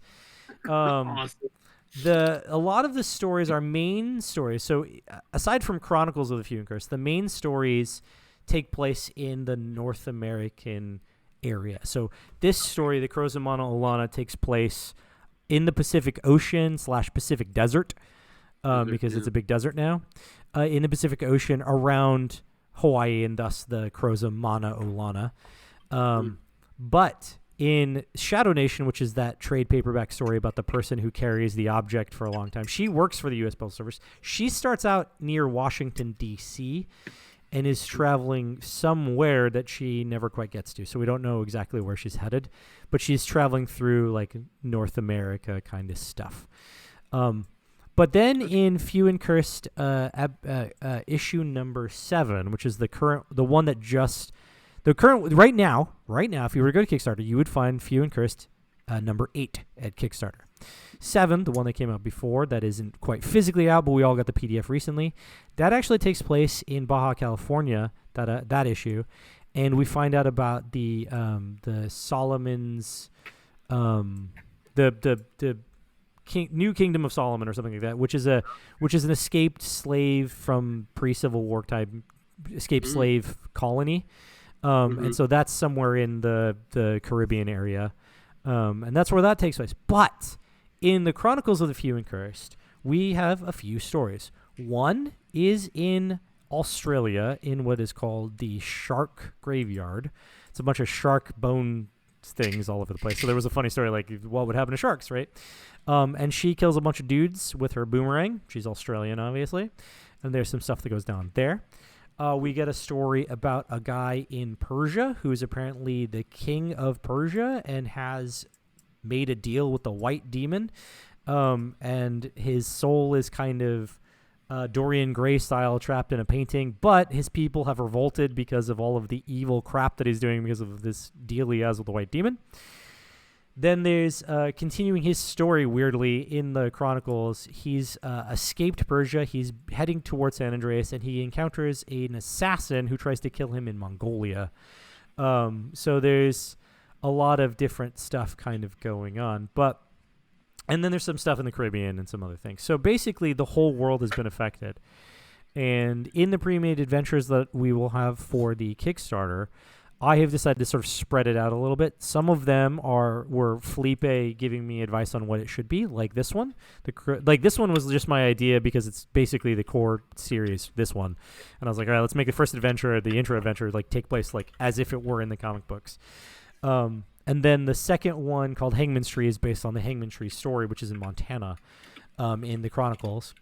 But then I wrote a few more, and some of them take place in, what would be China in the 1840s when it suddenly no longer had water, which, for those of you who don't know, meant that the Opium War would have ended entirely differently when the American gunships couldn't come in and just shoot from the rivers. So that is a different situation for China, and so stuff like that. So yeah, so we've wrote some adventures that take place in other parts of the world. Samurai would still exist because Samurai didn't go away until 1868. So yeah. I had a question. So Yeah. before this, Mm-hmm. the Few and the Cursed is not connected with Maximum Apocalypse. It is not. Yes, there is a connection, which is what led to this. When Few and Cursed issue number 3 was in Kickstarter was the same time that Maximum Apocalypse, the board game, was also in Kickstarter. Somebody told somebody, I don't know whether it was somebody told Mike or somebody told Felipe, but somebody told somebody about the other one, and they ended up collabing on that particular situation, and there was a Kickstarter exclusive card for Maximum Apocalypse that featured this red-headed gunslinger from the Few and Cursed. And so there was a connection that started there, which eventually led to the Few and Cursed board game from Rock Manor Games, which also made Maximum Apocalypse. So that was independent of my Maximum Apocalypse RPG. So that is, there was a connection between Rock Manor and, Few and Cursed. So that, but then you had a question. Sorry. Yeah, no, that's what I was. So there was no. It's a separate Yes. entity on its own, but it's sort of been brought into the Maximum Apocalypse. Yes. At So least the RPG. yes. So it is a standalone expansion, essentially. The compromise that we made with Timberwolf Entertainment was that we would make. They were like, when I approached them about making an RPG, they wanted their own new RPG, and I was like, hey, listen, why are we going to reinvent the wheel? Why don't we use the system that we already have, which your game fits right into, and we just adapt it to your setting. So this became a setting book / extra apocalypse for the Maximum Apocalypse RPG, but the rules itself will contain, the book will contain all of the rules to play the game without needing Maximum Apocalypse. But if you approach it from the Maximum Apocalypse side, you can add it in and use it as one of those setting things, or you can just play the game by itself. And if you wanted to be creative, you can pull in some of the monsters from Maximum Apocalypse because the rules are exactly the same, so they would slot in really fine. You would just be like, I don't know what cursed objects aliens have. They're just freaking aliens, man. But you could do that. So it's basically new archetypes, a few less skills. Yeah. So there's Essentially the basically there's a few less skills because they're unnecessary in a non-futuristic environment, right? But yeah, but new archetypes and new special abilities related to those archetypes. And then corruption and the cursed objects. Did you reinvent entirely? Like, obviously, there is a priest archetype already. Yeah, so not all of the archetypes are reinventions. Some of them are just recreations of the original archetypes. What I did was kind of in the similar fashion, like they did essentially similar things. Like an assassin and a hunter are essentially the same kind of character, so they would have the same kind of benefits, but they would have slightly different special abilities. Gunslinger is almost exactly the same, but like Curse Chaser kind of is loosely based on the Ronin, but the special abilities for the Curse Chaser are entirely different from the Ronin. So it would be a different kind of character because you have Curse Chaser abilities, not Ronin abilities. You have things that deal with cursed objects and cursed creatures and stuff like that, and it wouldn't have anything to do with like the War Cry or Aido or something. Yeah. Like it. Cool. Awesome. And I think you said the personal apocalypses have been replaced. With, Yeah, the personal apocalypse is the survival. survivor focus it takes the place of the personal apocalypse. There are less of them then because like I said, there are 12 in Maximum Apocalypse. There's only 8 here, so in this game, so there's less. So they have different things they do because they relate specifically to the setting. I think you could use different personal apocalypses in Maximum Apocalypse, but Right. it almost because I think you did that in some of the games that I played, but they should almost be the same, I guess. Yeah, right. In Setting. this setting, because there's only one apocalypse, everyone's affected by the same setting, right? Right. Yeah. Which, I like that. It's something different, so everyone is in the same apocalypse, I guess. Yeah. It also, but it does lead to an expansion capability for Maximum Apocalypse as well, since we've done it here with Few and Cursed, where we expand on each of those personal apocalypses and give you more options for special abilities And so there's a twist there that could happen, but we'll see. Yeah, like a survival Right, focus for each of the apocalypse. Yeah. Yeah, that would be nice. Yeah. Cool. I dig the setting. Yeah. Yeah. I'm intrigued by the rules. I would like to dig into them a little more. Sure. Well, that's cool. The quick start will be available to download. It is available actually right now on Drive-Thru RPG, but it will be also available on the Kickstarter page when it launches on Tuesday.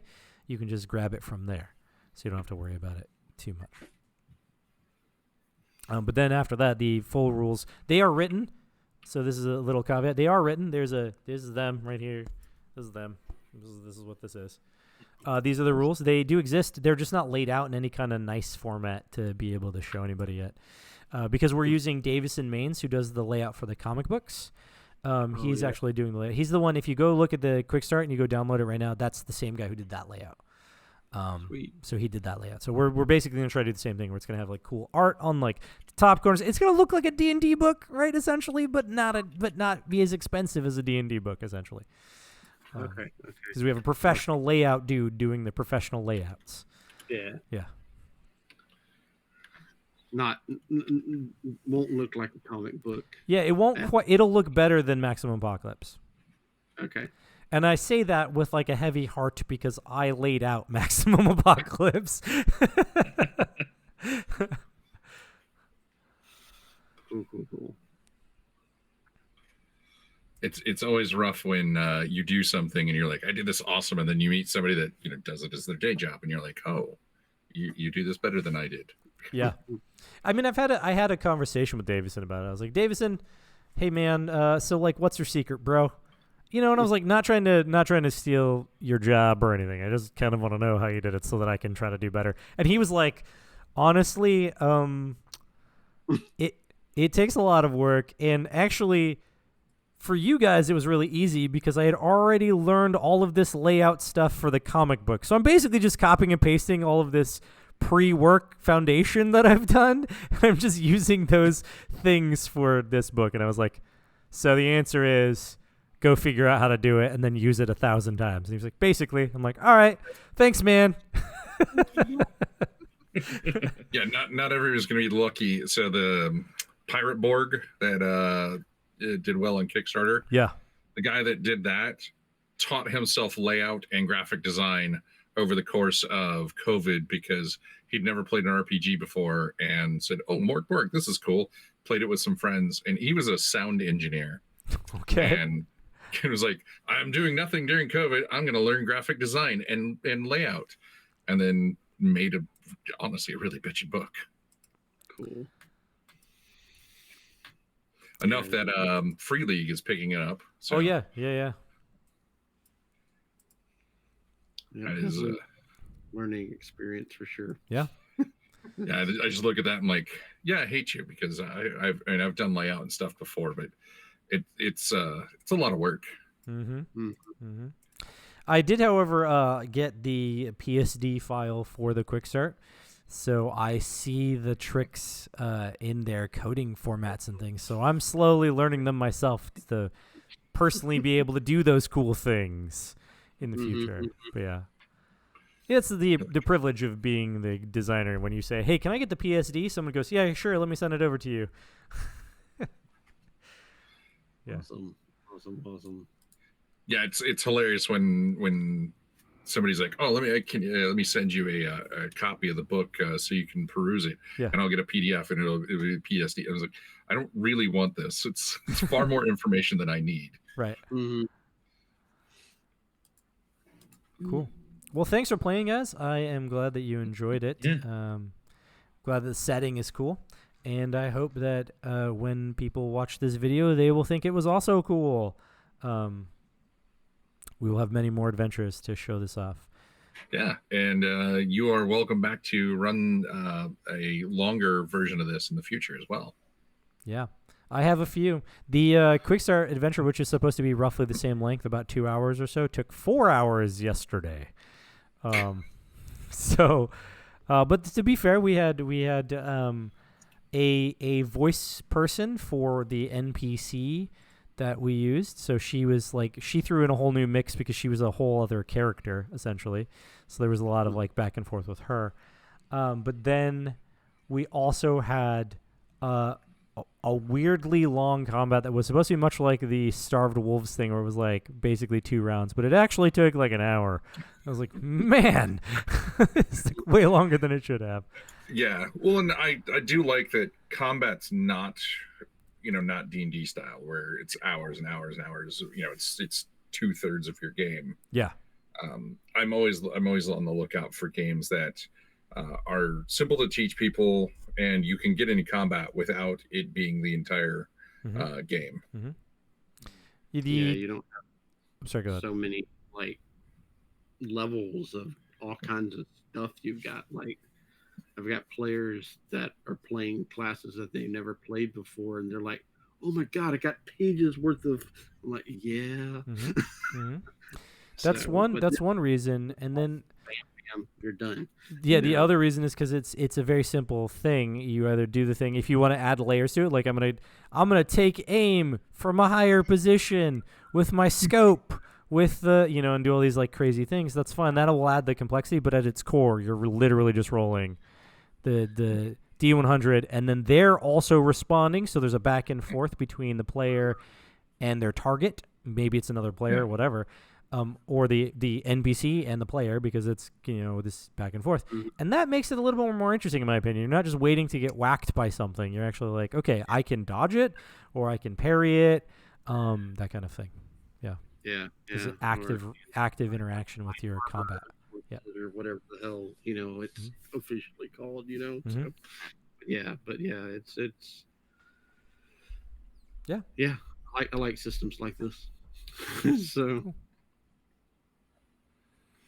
All right, well, maybe we let people go home now and like go do their things, and we can talk about stuff later. Okie doke. Well, everybody, thank you for tuning in and being part of our adventure. And if you're viewing this in the future, well, I hope you enjoyed watching us act silly. And me not stare at the camera because my camera's off to the left. So I'm staring at the screen where all the players are. And if I stare at the camera, everybody's over here in the corner of my eyes. Sometimes I have to explain that.